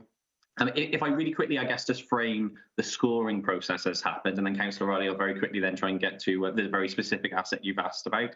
So Appendix 6 of the report has been touched on, and this effectively captures what is an assessment of the My Day, My Life service-based specification, if you like, an agreed specification based on criteria that service users have highlighted as what they would like to see in a future or existing, if you like, base. So those are the 16 criteria. What does that mean? Well, in effect, that is highlighting both physical and perhaps, I was going to say subjective, and I'll come back to that in terms of the relevance of that, but physical characteristics, if you like, that we would like to see from a potential building that the My Day, My Life service could be provided from. Second to that, which is page 2 of the report, is then 13 properties across Abergavenny and Monmouth that have been assessed against those criteria. Some of those properties have been directly highlighted by the service users themselves, so the likes of perhaps Melville Theatre, Tudor Street clearly, and buildings that users are already either accessing services in or would have liked to have seen included in this review. Equally, there are some other buildings that have been included. Now, in terms of criteria 6, so criteria 6 specifically speaks to accessibility. How we've gone assess that score, as well as we have with all the other scoring, actually, is a small team made up of obviously myself on behalf of Landlord Services. So effectively, that is a estate surveyors and property services team, which directly work on accessibility in council buildings, as well as obviously My Day, My Life service managers. We have been out and visited all of the properties listed within the criteria you see on page 2, the 13 assets, and then applied a score based on how each of those assets perform. Some of those are very much physical. So in the case of accessibility, that's speaking to obviously physical perhaps assets that exist on sites. That might be an access ramp or the availability of a lift, for example.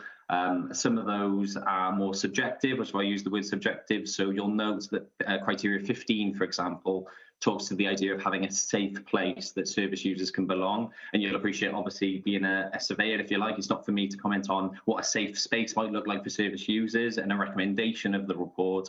And the next stage, subject to the outcome of this scrutiny, and clearly the Cabinet decision, is to engage more closely with the My Day, My Life service users then to look at these assets that have been shortlisted and trying to apply a greater score into that point. So the reason I highlight it as subjective is you'll note within the scoring at the moment, items 15 and 16 will apply points to those assets that service users are very familiar with, being Tudor Street and Melville Theatre.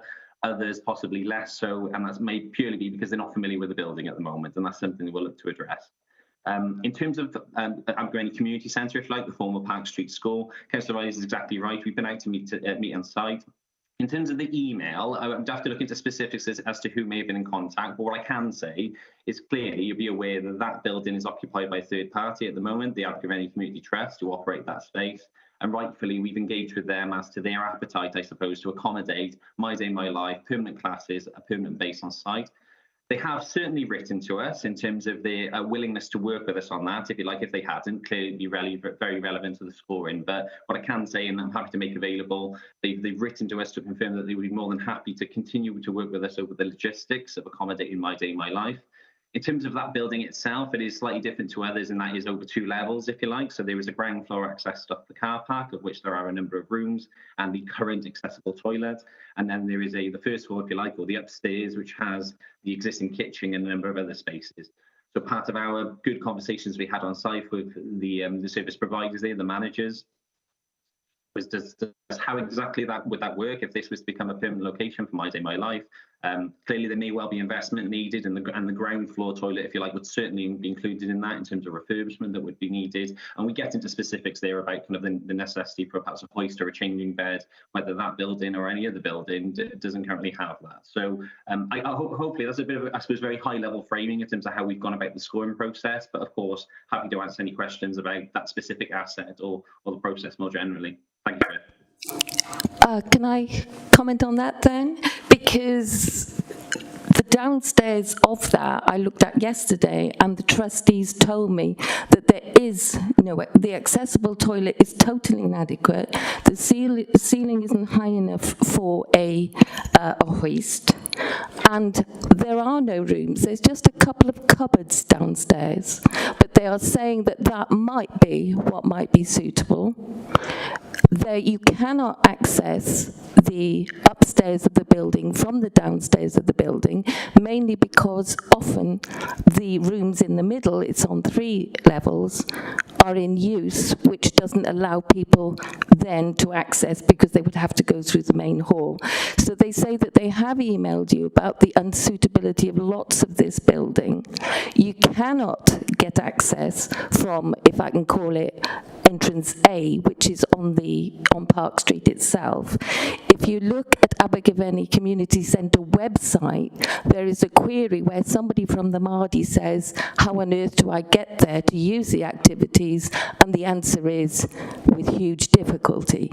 So the scoring facility that I think on your grid that is a glaring omission is the actually accessibility of the site.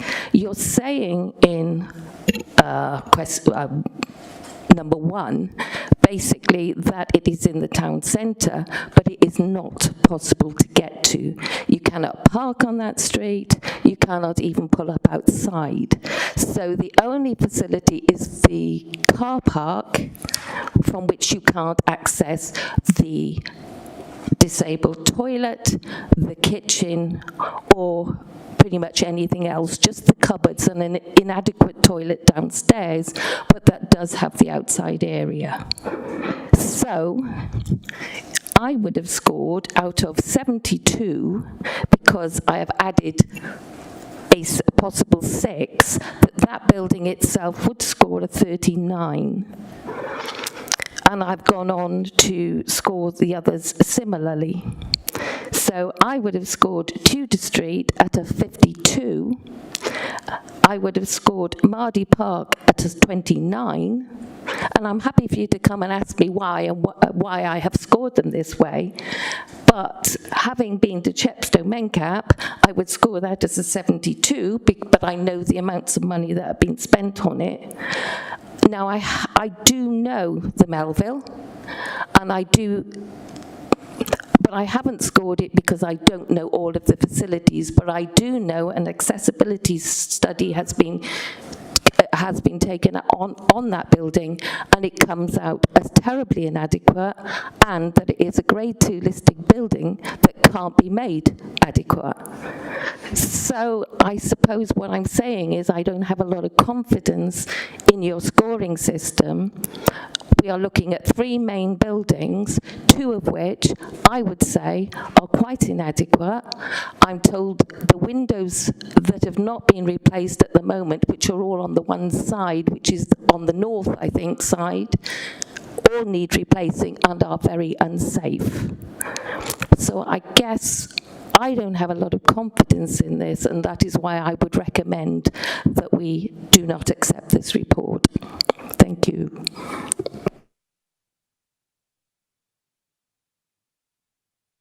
Yeah, can you? I mean, I take what you say and hear that. I think the scoring is not going to make the final decision. The scoring was to shortlist. So the scoring eliminated Mardy Park because we felt Mardy Park wouldn't meet the criteria. So what is left is the 3 buildings that we think could make the criteria with investment, and each of those buildings would need investment in order for it to make the criteria. That's all I would say. So the scoring itself is not going to make the final choice between the shortlisted ones. That will be done on the basis of consultation with users, as well as looking at other factors, which would include how much investment would be needed for each of those facilities, which we don't know yet, and other factors as well. So that's all I would say on that. So in terms of what is going to Cabinet is the proposal is whether we feel that we would want to go ahead with these criteria and this process in order to select a base out of the shortlisted options. So that's all I'd say. So I think I accept what you say, and I think there are challenges wherever we look, but that's all we're looking for at this stage. We're not looking for that. Yeah. If you wouldn't mind my just adding, what I'm going to say is that 2 out of 3 of those buildings are not just a little bit challenging, they're extremely challenging. Thank you. Do you want to come back in now, Jane? So, Nick, do you want to just come in and just with some of the specifics about the adaptability of the buildings? Yeah, thanks, Councillor Chandler, and thank you, Councillor Riley, for the feedback as well. I mean, as I say, I don't doubt in terms of scoring, there's lots and lots of detail we could get into in terms of very specific assets. I suppose just to clarify a couple of points, I mean, you're absolutely right. If we're talking about the same letter rather than an email, we've certainly been issued a letter by Abergavenny Community Centre, which explicitly says about their appetite to work with My Day, My Life to accommodate them. It does in no way indicate that that isn't possible. Clearly, all parties are acknowledging that building would need investment to do that, and that's exactly as Councillor Chandler has captured. So certainly agree with you in terms of that point. In terms of the existing premises, if you like, there is an access ramp currently from the existing car park, which supports obviously the delivery of community uses, I suppose, generally at Abergavenny Community Centre, and through to what will be kind of what I've described as upstairs, kind of next to the main entrance. I'm obviously not clear. I haven't had sight of the complaints or the kind of comments that were made on the website, but I'm certainly aware through engaging with the individuals on site and having been there that there has been recent investment into the kind of upstairs entrance area, if you like, of Abergavenny Community Centre, and that is by introducing some motion access controls there, and clearly some investment into the toilets as well, which won't be adequate for everything that's required for My Day, My Life, but certainly is improvements. And there's a further access ramp that goes through the main hall, as you've said, down to kind of the middle section of the building. I think the nature of the building being a former school is that is ultimately how those areas are accessed. Appreciate there might be some disruption for classes being held in that area, but a critical thing for us, and as we discussed with trustees on site, is this is very much looking at co-location as much as it is having a dedicated space. And if you like, travelling through that area where there's other community activities happening, including in the kitchen, there's access just off that main corridor. I think we're seeing collectively as a kind of a positive thing for that, if you like, that asset and individually. In terms of the accessibility study, I mean, just to clarify, I suppose, comment, I've not had sight of an accessibility study that's been commissioned in terms of Melville Theatre, but you're exactly right. It is ultimately a listed building, and like anything that has its complications, speaking to the Melville group, as well as having, again, our property services team attend the site who do work on a number of council buildings for these kind of purposes, there was still a level of confidence that not only some of the existing provision could work in contrast to some other assets, but clearly it also needs improvement, and that includes the toilets, obviously, that we're speaking to here. So I think just a couple of points of clarification within that. Ultimately, Councillor Chandler summarised it exactly right, which is that it's fully accepted the next stage of this kind of a study, if like, reporting, will be trying to establish those exact costs, the exact level of investment. If there are technical considerations that would prohibit those buildings being used, then clearly that would be reflected in what would be the next stage of recommendations. But we're confident and appropriate at the moment that they have been scored appropriately and therefore suitable to shortlist at this point. Could I just come back on 1 or 2 of those points? Thank you. The comments made about the entrance and I've got some photos on my phone here, and the improvements made. You cannot park on that street. You cannot get up that street. So it doesn't matter what the entrance is like because you can't drop anybody off. And the access ramp tends to suggest well, I don't know what picture people got in their head, but people really need to see that access ramp. It's very steep and it zigzags from up for 3, well, really, if you're looking at where the car park is, sort of 4 stories. So I would just like people to have a proper idea in their head of the difficulties we are talking about here. Thank you. Thank you, Sue. Can I ask Penny, please? Thank you, Chair.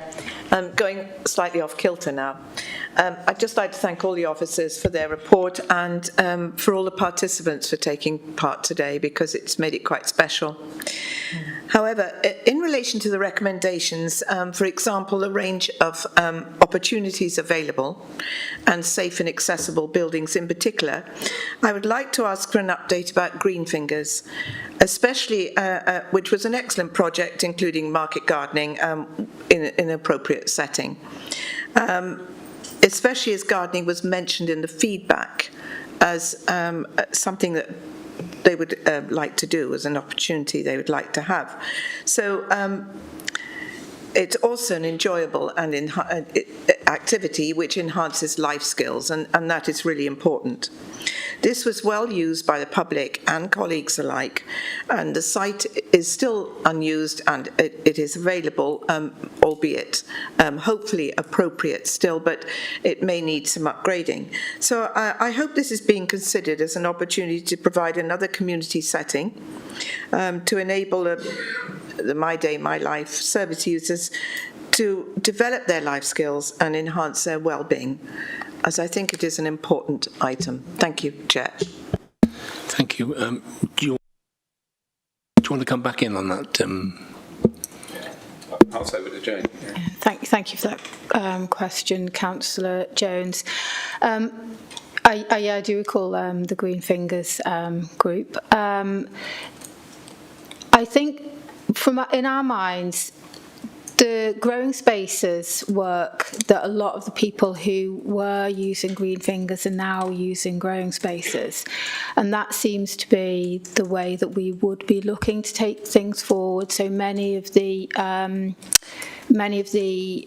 people who were actively involved in Green Fingers now have the growing spaces, and I know there's been discussion with growing spaces about how we can support their sort of work with My Day, My Life services, service users moving forward. So we will, I absolutely recognise that having outside activities, gardening, horticulture, as well as sort of the bigger greenkeeping side of things is so important for many people, for well-being and to develop skills.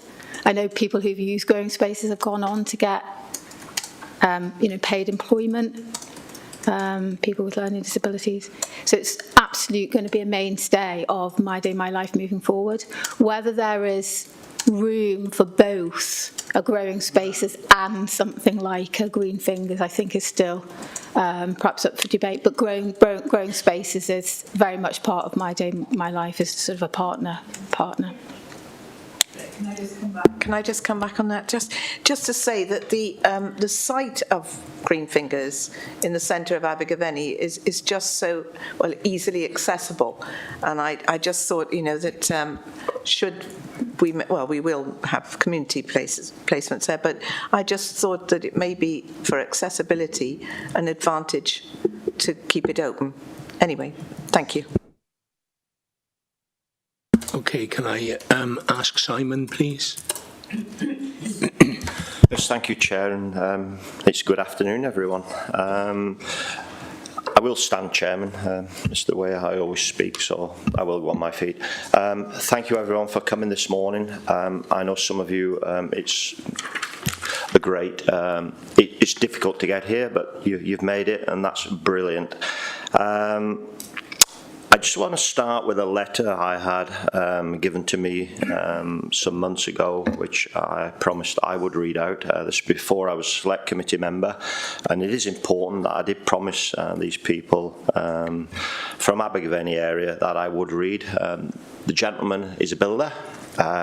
He does work for me, and this is his brother. And who he loves so much, and they live with his parents. I won't mention their names, but I'll just give you an inclination. The surname is Jones. And it's all about Tudor Street, how much he used to love going there, went there for 20 years. Everything we've heard today was virtually what they put in the letter. Unfortunately, they're missing it that much. They're finding a massive strain on their lives. They are 76 years of age, 77 nearly now. That's the parents looking after the son. They dedicated their lives to their son, and his brothers dedicated his life to his brother. And this is the cohort of people we have. And I honestly, sitting here today now, I got very emotional, and it is very emotional. I just don't know what to say, really. I didn't feel like this probably last summer. And then when Tudor Street came out, I felt totally different. I don't know why. It must be the way I feel about why we've treated people like this. And we have. It's just appalling. I've said much in the letter out there, so I haven't read it out, but I've made the point there of how we used to do things, everything everybody said here today, how his life was better, and his life is not anymore, and they're tired. I think that's been really said today. The point has been put over today. People are tired. How long do you do it for? It's you dedicate your life to your children and to your adults. I think a member of the public made it very clear there. We might go out of here today, our lives may change. Yeah. And we have to be prepared for that as a council as well. We cannot look away from it. The cohort of people we're discussing here are valuable in this community, valuable in this council. What other authorities do, I couldn't care less. But we as Monmouthshire, we have to pull our socks up here, and we have to move forward. It's not fair. Right. The petition you've had today, I think it's one of the largest this council's ever had, over 3,000 signatures. It is emotive out there, and I'm sure they could double that if they wanted. The people who signed that petition, I think, were people who actually have an interest and were engrossed in the facilities in Abergavenny and more to do with Tudor Street. Many here wouldn't have signed it. I didn't sign it because I didn't feel it was my right to sign that petition.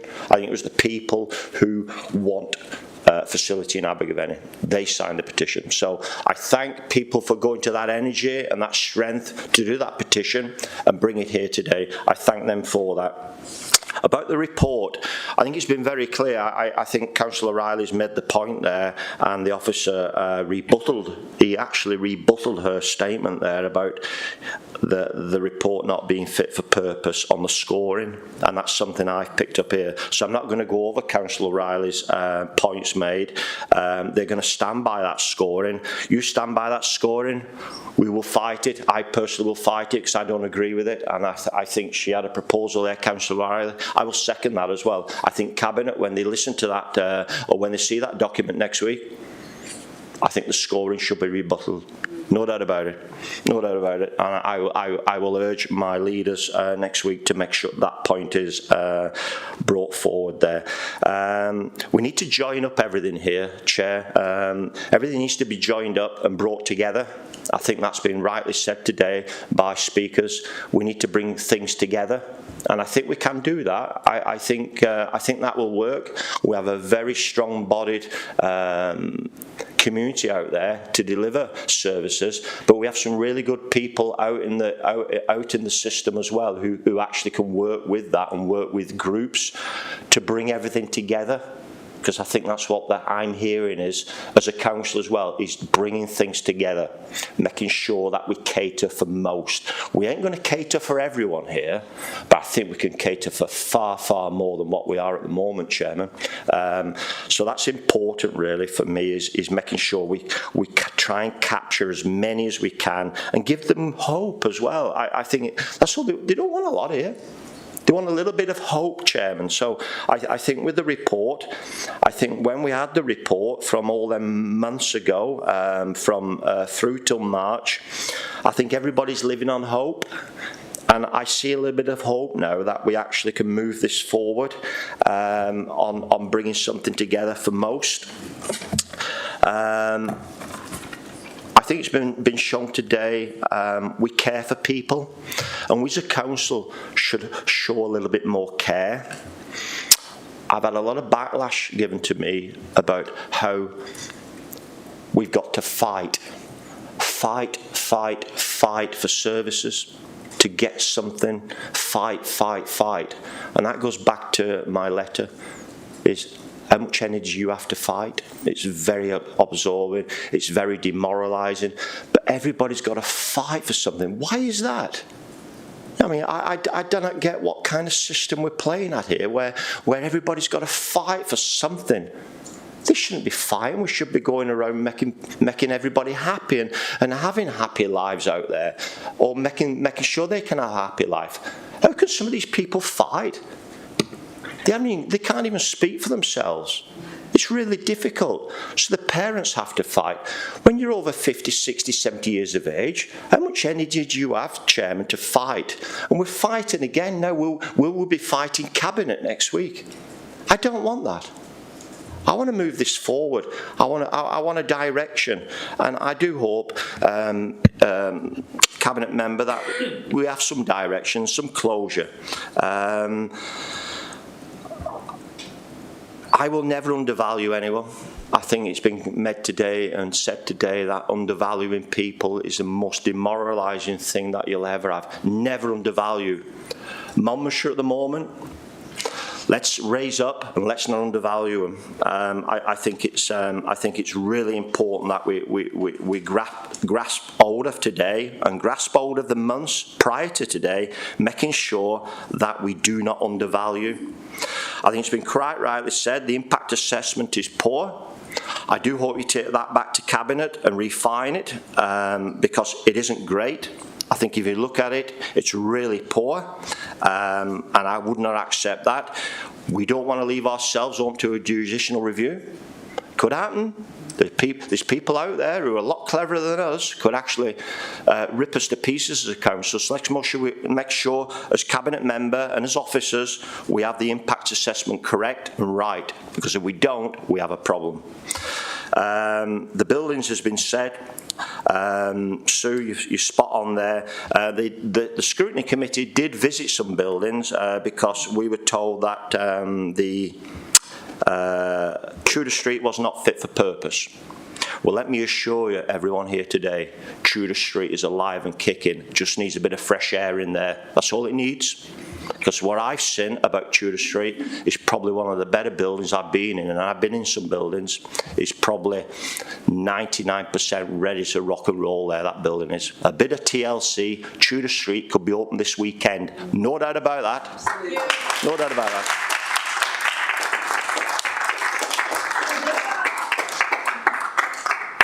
And that's what these people want.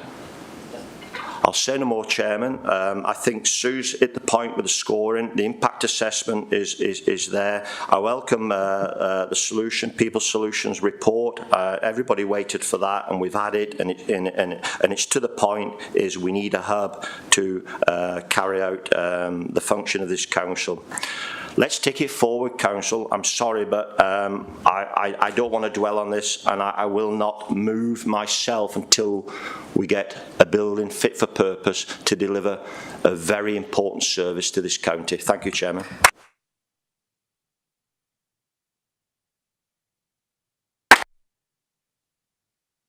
Thank you, Simon. Obviously, things like this and your letter is becoming very emotional, and it's always difficult to look at individual cases.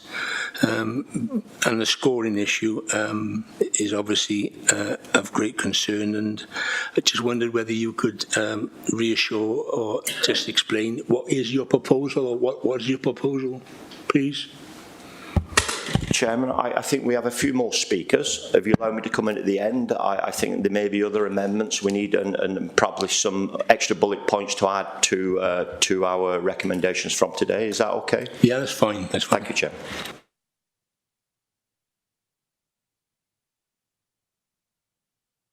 Sorry, Maureen, please. Right, I think I can do the same as Simon, because I'm a bit short and I've been sat a long time. You say things shouldn't get emotional. You can't help things getting emotional. It's about people. I'm 85 years of age and I've seen a lot in my years. And they're saying we've got to have a suitable building.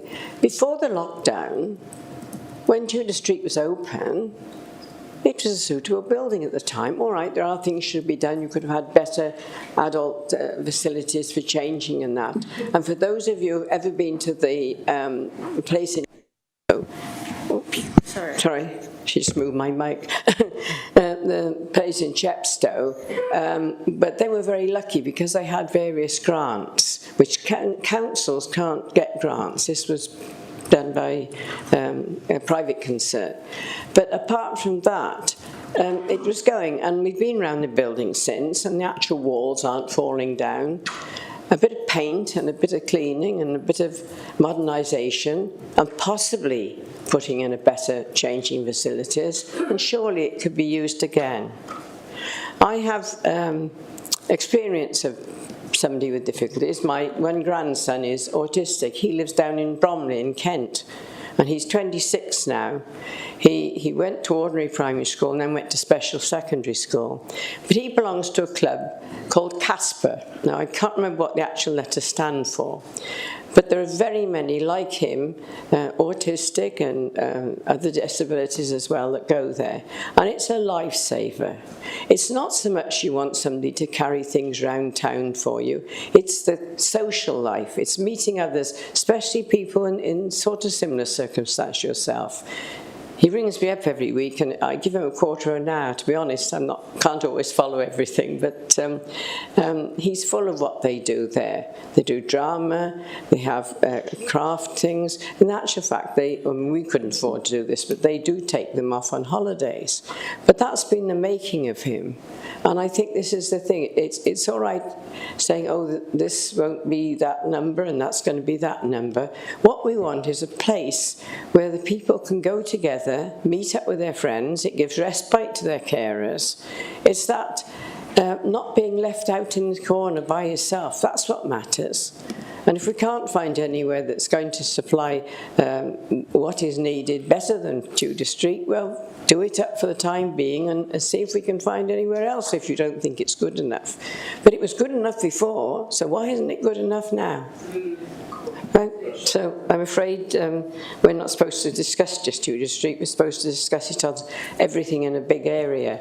And as Monmouth as well, they need somewhere as well. But it is that. The main thing is to find a place where all these people, whatever their disability, whatever their problem, they can meet together and have a bit of social life. And life will be much more for living then. And I'm sure that everybody here will be. And thank you very much for all of you for coming today and speaking to us. And thank you very much to the officers, because I know you've spent a lot of time working hard on this report. We don't always realise what goes on in the background, and we do thank you. Thank you very much. Can you come back in? Can you come back in? Is there anything you want to come back in on officers? On Maureen?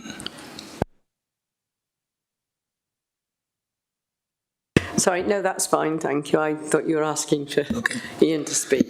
No, I'm sure they've taken in all that I've said, and there's no actual questions. The only question I would have to say is, are we looking hard enough for anywhere if that isn't going to be suitable?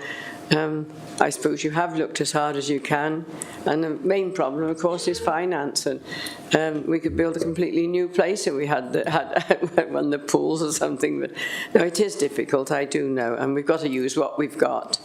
And thank you very much. Thank you, Maureen. Okay, can I ask Jackie, please? Oh, sorry, do you want to come in? Well, I mean, as you prompted me, I mean, I think it will be probably easier to hear more contributions, but I suppose, given the opportunity, I did want to pick up on a couple of things that came out in the last couple of contributions. I mean, I think, again, we reiterate, we accept the need for a base. That is, all we now is working out where that best base is, and we want to do that in conjunction with the users. And that's, so I'm not quite sure. I'm still struggling, I suppose, to find, I recognise that the scoring is a subjective matter in some areas in terms of that, so there might be some marginal differences in how different buildings are scored, but I think if you feel that fundamentally changes the shortlisting, because at the moment, is the way I read it, is the 3 that were shortlisted in Abergavenny and the 3 that were shortlisted in Monmouth scored significantly higher than all the alternatives. So that's why they're there. If you feel that the scoring is so wrong that actually the wrong buildings were shortlisted, then I think you need to say what that is. If it's just a matter of within the shortlisted building, one is scored higher than the other, that at this stage is no longer relevant, because the scoring has done its job in shortlisting, and it now goes on to how we're working with users and doing the bigger investigation, the feasibility studies, which takes a bit more time, which we don't want to do with 10 buildings if we can just do it with 3. So that was, I'm on that. I think the other point that Councillor Howarth raised about just bringing things together, and I guess I just wanted to bring forward, of course, that My Day, My Life is not the only support that we provide to adults with learning disabilities. It is one of what we're doing, because we also have the ISS, which one of the recommendations from the Practice Solutions Review is that we look at how we bring those together more, and that is one of the recommendations that we accepted. So recognising there is a range of support that we offer, some of which is more short-term support and aimed at helping people to gain and maintain their independence, and some of it is support for people on a more long-term basis, which is essentially the My Day, My Life offer. And we do want to be able to bring those together, and I think at some point we could expand on how that's going to happen, but that is part of our implementation plan. So recognising this isn't the only thing, there is activities happening now. Nothing has stopped, other than the fact that the building is no longer in use since we were instructed to close it by the government because of COVID. And we want to reopen bases as soon as possible. So that's what I'd say is our ambition. Do you want to say any more, Jane? Okay, thank you. Can I ask Jackie then, please, to come in? Thank you, Chair, and can I thank everybody that's come along today. It's been really useful for us to listen to all of your stories, all of your experience. It's actually given us a greater understanding that we need to really listen to you, and I think today, has been much more positive. I feel sort of more positive vibes from this scrutiny meeting to the previous one. So I hope that we can use that positivity and work in peace and cooperation to actually move things forward. We don't want to be punitive. We don't want to be doing things that are totally alien and against our values and principles as a county council. But I have got a few questions that I want to raise to officers and the cabinet member, if that's possible. One of the things I want to sort of reiterate, and it's something sort of Councillor Howarth touched on as well, we had some training from the officers sat in front of me a couple of weeks ago, and it talked about, and it was an underestimation because it's a completely voluntary way of counting numbers of people with a learning disability in Monmouthshire, and we were told that there were 224 people known to Monmouthshire County Council as having a learning disability. 87 of those were living in supported accommodation, and actually 107 were living at home.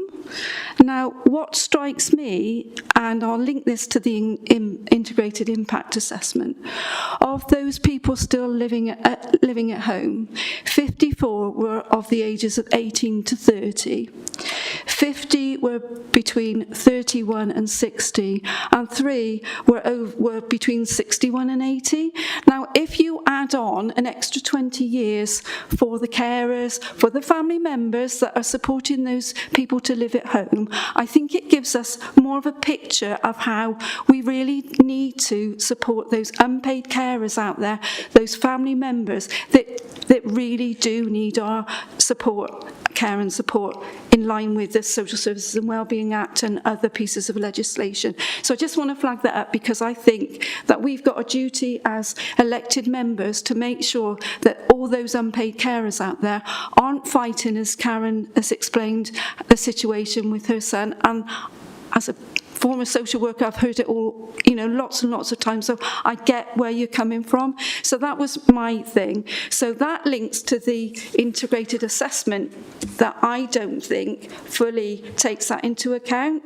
It talks about age, but it talks about age and family members. It doesn't actually talk about the people with a learning disability themselves that are ageing. And given that, and I don't know the statistics, but maybe is it Christine from MenCat would know that a lot of people with a learning disability have got comorbidities, have got other health issues as well. So that I don't think it actually gets into the detail of that. With regard to the protected characteristics around sex, we know that 57% of carers are probably female. So that has got a more of a burden on those people that want to support their family members, but maybe would like to work, or maybe would like to, enhance their well-being by having time out and other opportunities themselves, in the knowledge that their loved one is going to a service that will look after, care and protect them, as well as having meaningful things to do. And the previous scrutiny, we heard horrific stories about people just wandering aimlessly up and down Abergavenny High Street. I'm glad that we've moved on from that, and I'm glad that we're understanding for the need for a base for people with a learning disability, because I think we've come a long way since that previous meeting. We now understand the need for people with a learning disability to have meaningful relationships with other people with a learning disability, enabled by sort of their support workers and carers and other paid staff. So that's a couple of things I want to say. The other thing I want to kind of try and unpick is, has the eligibility criteria changed? Why are the numbers less than maybe might be thought of? I don't know. And also, what impact has transport got on all of this? How easy is it for carers to get their loved ones from A to B? Are they supported by their PAs or support workers to get to the day service and back? I've heard stories of, and it isn't actually in the north side but in the south side, that carers were given a couple of hours a day service, but the carers had to get them there and back. So by the time they've dropped them off and gone back home, it's very limited hours, and it's not really chance to recharge the batteries and go and do other things, really. So that was 2 points I want to make. I also want to just touch on the review recommendations, and most of which I really support. And we should be taking steps to restore and develop the positive aspects of My Day, My Life service. But what really worries me is 5.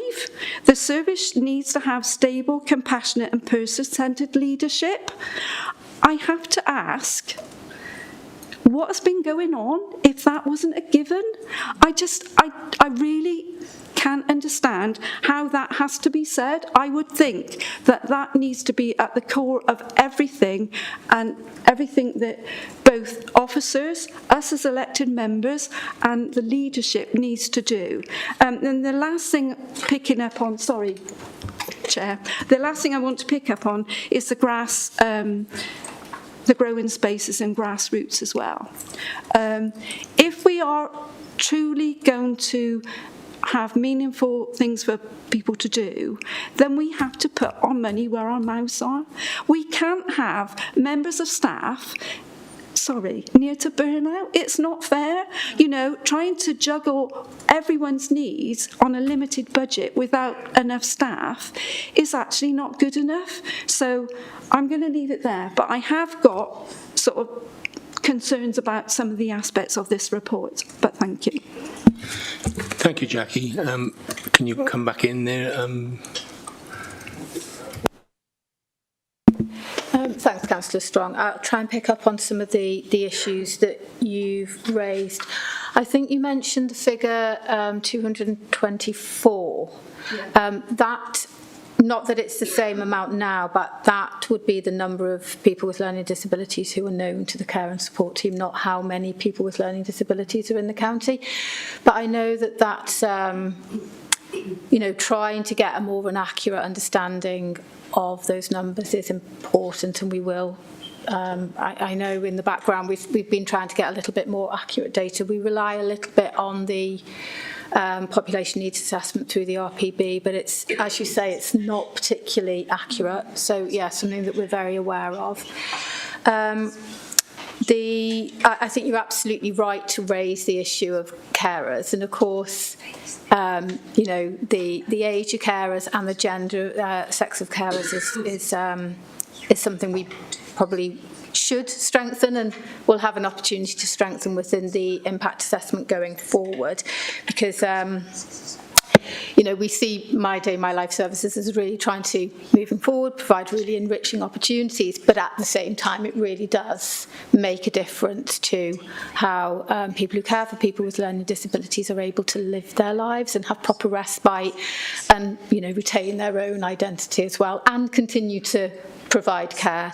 So we do recognise that, and I think the link there with the transport is important. If you have to spend time to drop somebody off for an hour's activity that almost takes you as much time to transport there, it just doesn't work, does it? It doesn't work as a respite event. In fact, it probably puts more pressure on you than not having it.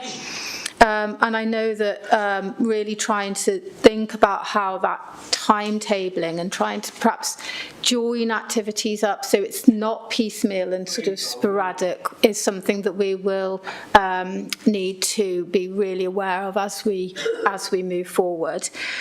And I think the you know, I know some workers, some of the workforce now do sort of provide their own, you know, transport. They're able to sort of transport people, but that's something we might be able to look at a little bit more again going forward.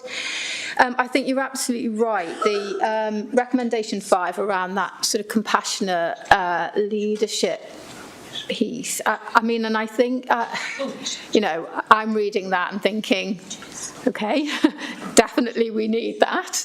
And I think it goes back to that sense of somehow having lost its way. So things over COVID, you know, the impact on people, particularly the most vulnerable, but also the workforce. It did have that major impact, and I think that's why it's so positive in a way that the report has gone, right, come on, you know, get back to it. Remember what your values are. Get the right leadership structures in place. You know, we've got an opportunity to bring some services together, back to Councillor Howarth's point around, you know, don't think of things in separate boxes, actually think about the whole piece looks, and that will give us that opportunity, I think, really to get back in there and strengthen. It comes back to those points around workforce. You know, what does the workforce really need? Really good leadership, really good focused training, lots of support, welfare and practical support, and a sense of motivation and identity and pride. And unless the workforce have that, we're not going to be delivering a good service. So I totally take on that point. What have I missed? Have I covered it? I think so. Thank you. Anything that you wanted to come in on there? I think the only thing I would add to that is about the workforce, is that we've identified that perhaps some of our team members don't necessarily have the necessary skills to be able to work with people who've perhaps got more complex needs. And at the moment we have been outsourcing to private providers to meet that need. But we really want to be able to meet that need within our own services. So we are currently discussing and looking at how we can upskill our own staff to be able to work with people who've got much more complex needs. Yes, I'm sorry, Councillor Strong, that was the one thing that I didn't address. It was the levels of referral, because, and I think Councillor Buckler made the point as well, it's like if you're so narrowing your referral criteria that people aren't able to access the service. And I actually don't think that is the case. I think that there has been changes. So some people who were using the service have gone on to have supported living, supported accommodation. They're accessing sort of services in a slightly different way. And like Claire, my colleagues just described, you know, actually there's some service users who we actually want to provide a service for, but we just need to make sure we've got the skill set within the workforce to provide for them. Okay, can I ask Faye, please? Thank you, Chair. I think you've just answered a lot of what I was going to say, but I'll say it anyway. So I welcome that the Cabinet member will recommend the approval of recommendations from the review to Cabinet. I do have some concerns about comments made by staff members within the review. It was clear that staff members felt there was a clear lack of communication between staff members, social workers and management. While some concerns have just been covered within the report, it is not clear how change will be implemented. I feel there needs to be more focus on centralising communication between My Day, My Life staff and also a more in-depth and structured planning process into the activities users will receive. The officer's report states there will be access to computers and training, but I feel there could be more information on how staff are going to feel more supported. The staff do such an important job. My fear is when people start to feel demotivated, it's really hard to get that passion for your job back, and I hope officers and the Cabinet member will take my comments on board.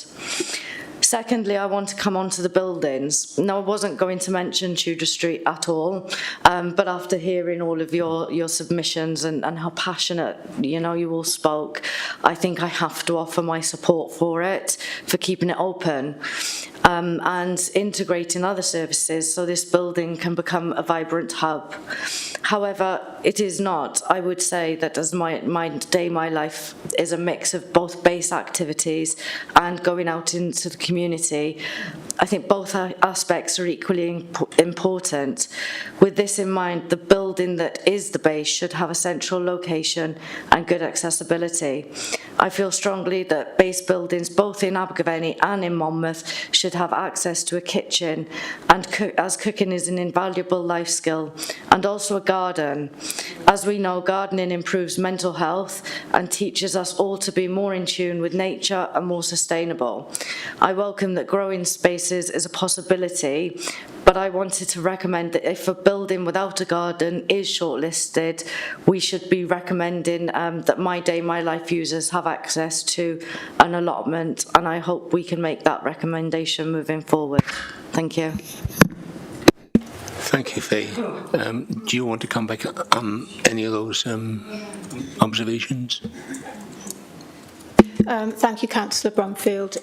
Yes, take those points on board. And I think the one to pick up on there was the interface with the social care teams and about the need to really strengthen the connection between not just a referral and off you go, but a much more sort of you know, open and ongoing dialogue, because that's you know, centrally, if you're working to achieve people's outcomes, then you need to be working as a team to do that. So social workers need to be actively involved and interested in the progress or the achievements or just the nice time that people are having with My Day, My Life. And I think that's one of the recommendations in the report and something that we've picked up in the implementation plan.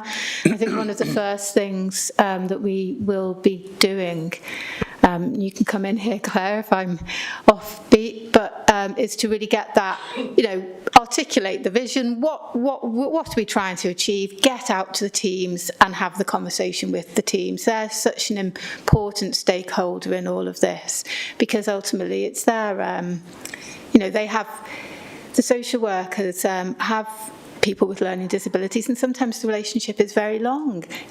People might come in and out of My Day, My Life to a degree, but the social work team should still be there having an overview over the whole thing.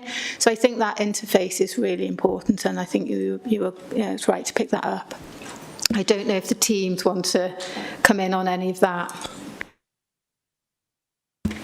I think what you said there, Jane, about the relationships that the social care team have is an important one, because we're lucky that we've had a very stable social work team.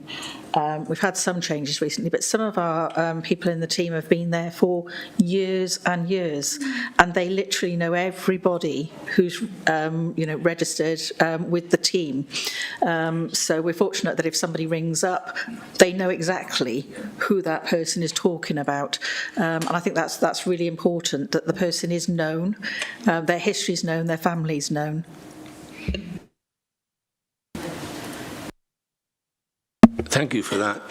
I just want to bring Jackie in about ISS support.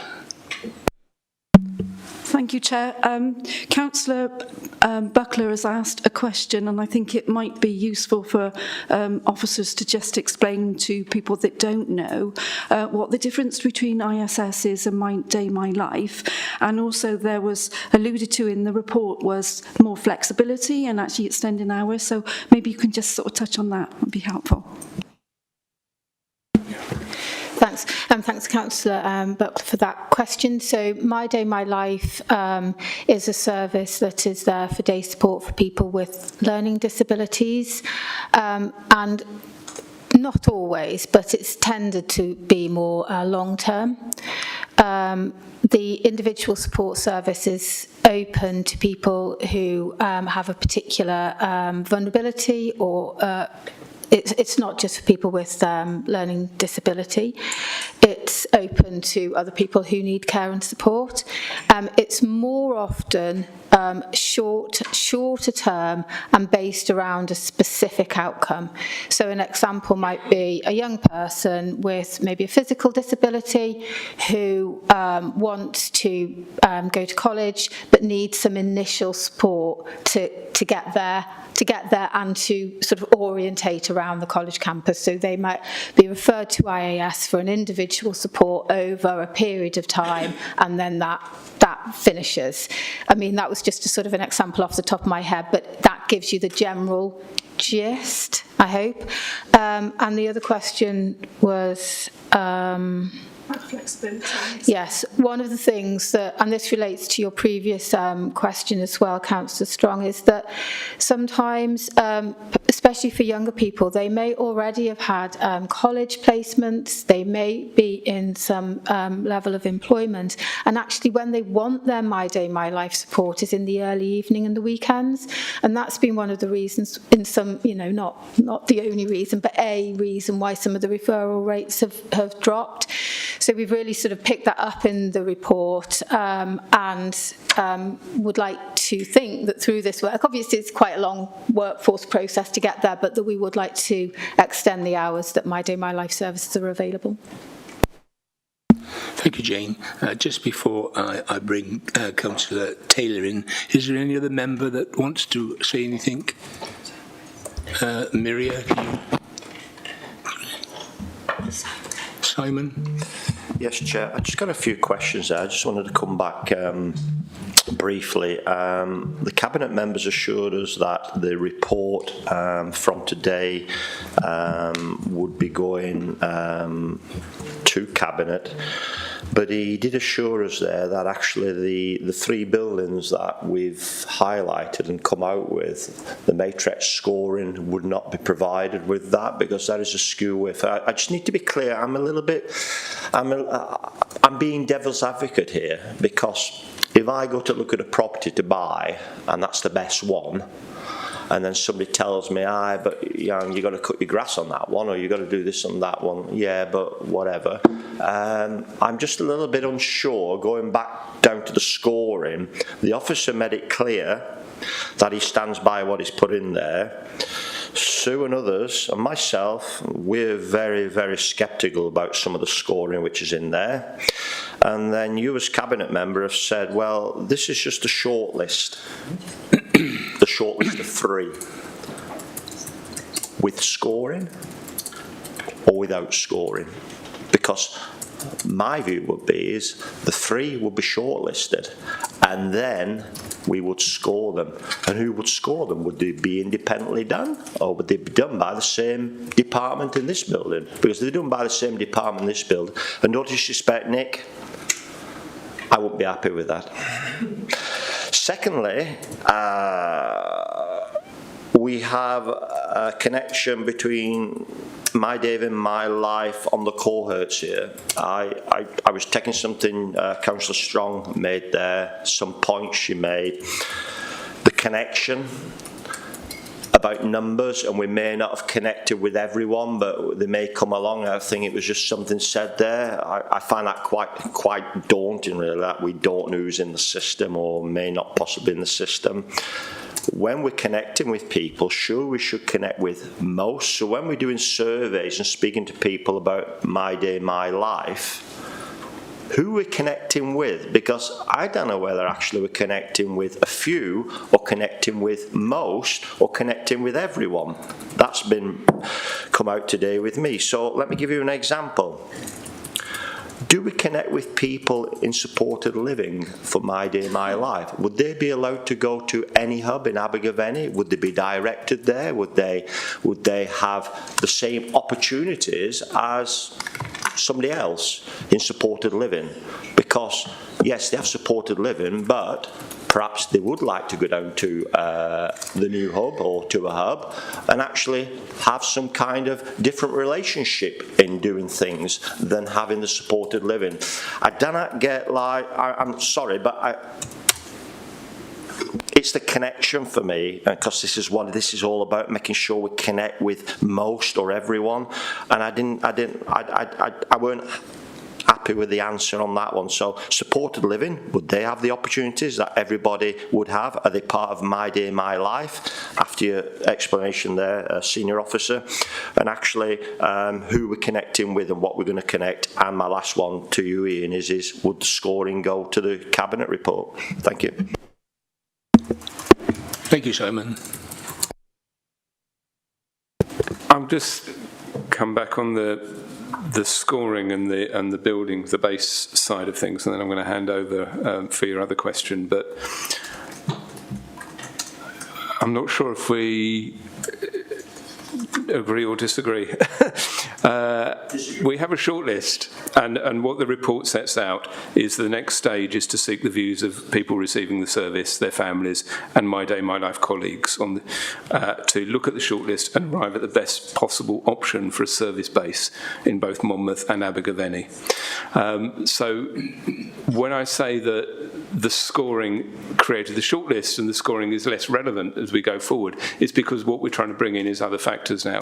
We want to really go deeper than just that quick surface scoring that helped us to eliminate the unsuitable buildings and arrive with a shortlist that we could spend real time engaging with service users and staff and others to make that assessment. So the criteria would still be the same, because the criteria are the ones that are set out through the report that users have put forward, said this is what we want from a base.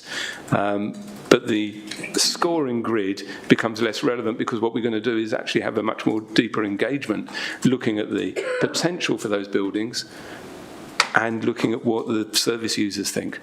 And as it says in the report, we're going to have a workshop. We're hoping to have a workshop with users and their families in August to start that process off. And we want to try and accelerate that as quickly as we can, so that by the time we get to September, we're in a position to make some firm recommendations about where that base should be. And those will be costed recommendations based on what people have put themselves forward. So hopefully that explains where we're at at, so and that the difference between the scoring got us so far, but actually we need to do more than just the scoring, but the criteria still say the same, but it's about how we bring in people and look at feasibility. So that's all I wanted to say, and that's where we're at the moment, and that's what we're trying to do, and that's the timescale that we're setting out. So hopefully that reassures you and satisfies you. I'll hand over to Jane or colleagues for your other point. I think your question was about how do we know that we've connected with everybody? Well, we've got a connection with the people who are on so we've got 250 odd, I don't know exact number off the top of my head, but 258, 260 people who have a learning disability, who have a care and support plan with the service. So all of those people, as Claire was describing, we know very well. But there will be other people with learning disabilities who haven't got a care and support plan. They don't want social work involvement or don't need social work involvement. And so that figure is a little bit more unknown. If they were referred into the team, they'd have an assessment and we'd take it from there. So you've got then My Day, My Life support services in the middle of that. So when the social workers do their assessment, they will then be sort of having a conversation with the people and the family. You know, what do they want? What are their outcomes? How can the support be put in place? And that will then lead to, you know, a suite of services or one service to try and ensure that those outcomes are met. So if somebody's in like a supported living, they can access, they have the same range of access as other people who would be maybe accessing day support through My Day, My Life, so they can go to a group or a class or, you know, yeah. Was that it? Was that simple? Yeah. Was that question? Yeah. Sorry, Chair. It was the question of is making sure that we connect with everyone here, because supported living, yes, they have the support there, but it's the other things that I think they deserve to have. And I was aware that actually would supported living be part of the cohort that we will be connecting with. And it's okay to have a social worker and have a social assessment, etc. But we all know in the system out there, it's very difficult to actually get appointed funding and have all the things that you're entitled to nowadays.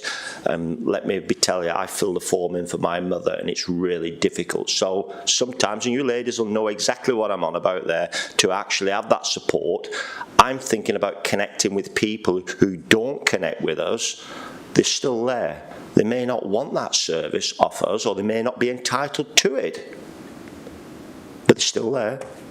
I don't disagree entirely, Councillor Howard, and I think that's why it's so important, you know, that as a council we do have a really good community offer out there, you know, who also are a good interface for us. They can really flag up, you know, if people do need a referral into more statutory support, then that's sometimes the pathway in. But, you know, you need both, don't you? You need your really good statutory services and a really good offer, and you also need a really good preventative community-based support. Thank you, Jane. Before I bring in Sue, I want to say something really. As the Cabinet member has said, you have raised concerns about the scoring of the buildings, but does that really change your view on whether the right buildings have been shortlisted? If so, we need to say that I think, but I'm censoring that everyone acknowledges the findings of the review and just wants to move forward with pace. Is this the case that members can be assured that we are looking at the scoring and whether we're changing our attitude about it, please? I mean, I would certainly be happy to sit down and just go outside of the meeting, go over the grid with officers and with members who've got particular views. Happy to do that. And just to see whether it fundamentally changes the shortlisting. So I'm willing to do that. My recollection of it, without going through and using time going through it, is there was a big gap between those three and the ones below it.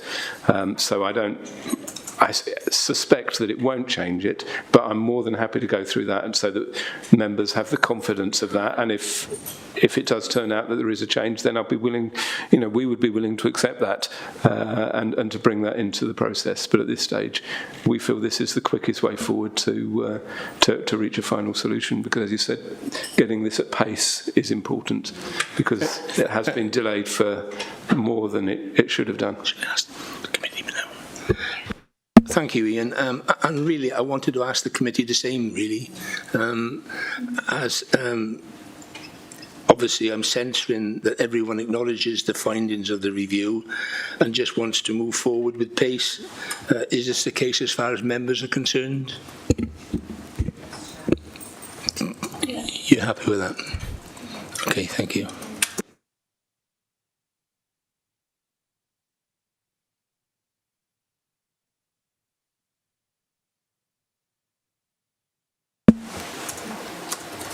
I think Councillor Taylor was next. I don't. No, Councillor Taylor is an outside. Okay, sorry. Outside of the members.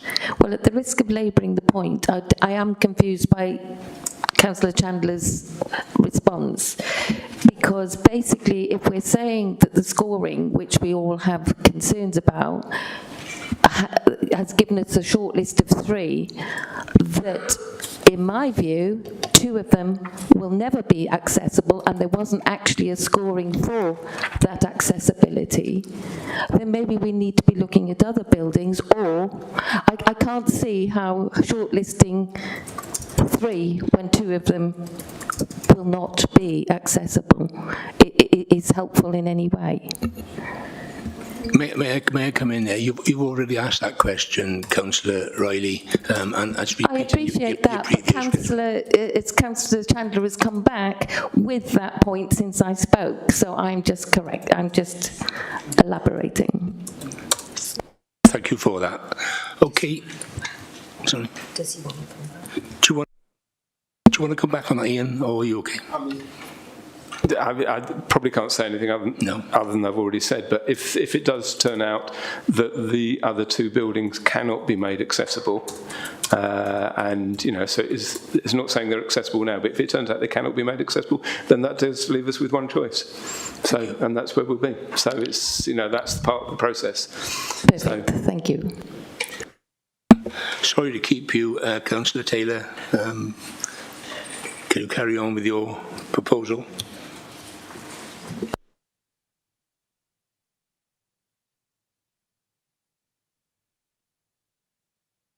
Sorry, thank you, Chair. Thank you for letting me have a few moments of the committee's time just to very briefly make a couple of points. Clearly, there's been a lot of discussion and the committee's been sitting a very long time, but I just wanted to make just a couple of key points and lead into perhaps something that the Cabinet member could consider in his deliberations with Cabinet shortly. Obviously, it's really good to see that the intention is for the Cabinet member to recommend the Cabinet accepts the review in full and the recommendations in full. It's also really good noting what all of those who've spoken have said, that there is now a complete recognition that it's really important to have a mix of community-based activity together with access to a home base, because I think that was part of the frustration and concern that we've heard from people. However, one of the things that I think I've heard today, and I just would welcome the Cabinet members' reflection on this, is that there does seem to be that we're moving towards a commitment of clearly having services which are suitable, but may also be, as Councillor Howard suggests, more inclusive, because certainly when we view, I don't want to, specifically talk about Tudor Street, but when we visited that building, we were advised that there had been a very wide range of users, not just My Day, My Life users, and that was one of the things that had brought a richness to the base. So it's good to hear, I think, that's being brought forward. The second point is, I think you're quite right. Everybody wants to move this forward at pace.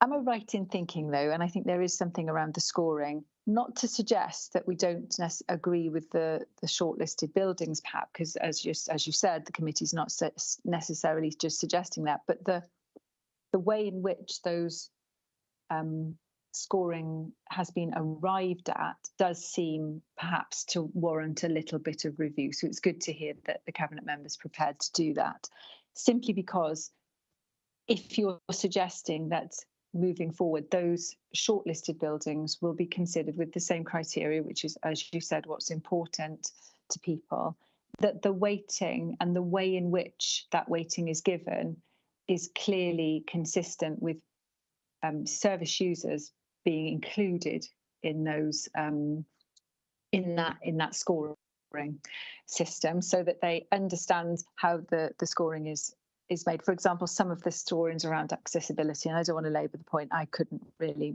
make out.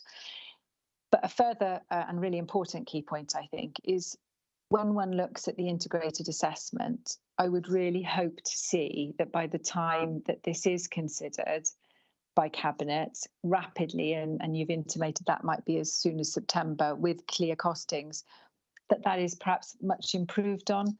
Because a very small example, when we come to what potential negative impacts there could be, then the only one really listed there around I've lost it now. Around age, for example, wasn't with reference to some of the points that Councillor Strong has so eloquently made around carers and those sorts of challenges, but it was simply around the fact that some older carers and service users might find changes to services challenging. So I think that could be vastly improved on, and I think that also helps us understand what the potential for the way that we're designing services, the impact that can have on people. And we've really heard quite clearly some of the negative impacts that this delay has had on people, and the way that the services have been run and the review of the services. So it'd be really good to capture those in a really, really strong integrated assessment, because I don't think those have really been recognised in the documentation that we've seen. And then finally, I think it would be really good to seek some assurances, obviously from the service and from the Cabinet member, around the piece around leadership. But I don't want to labour that, because I think Councillor Bromfield spoke about that particularly well. Thank you, Chair, and thanks again for the opportunity to speak.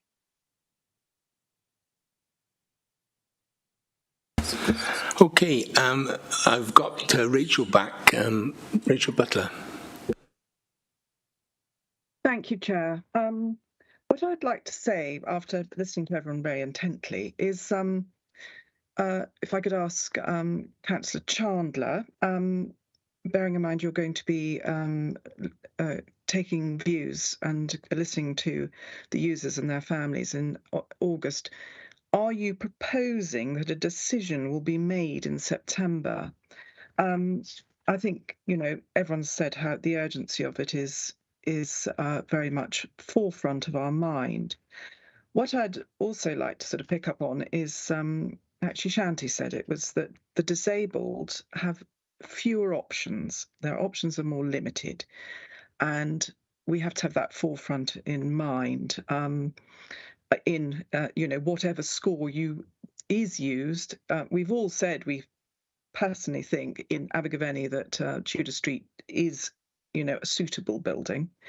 And I'd also just like to mention, lastly, Karen Webb, who I know has left with her son Alex. But when she said, all we do is fight, that was extremely moving. Let's take the fight out of this and, be positive and do the best thing for the people who need it. Thank you. Thank you, Rachel.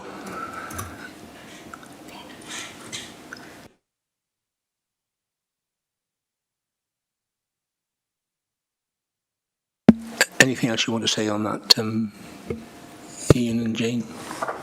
No, I mean, I will say thank you for that. And as I said, yeah, it is our ambition to make that decision in September. And I say ambition, I'm hesitant to say things happen. Pace, Ian. They wanted to speed this up. That's not speeding it up, I'm afraid.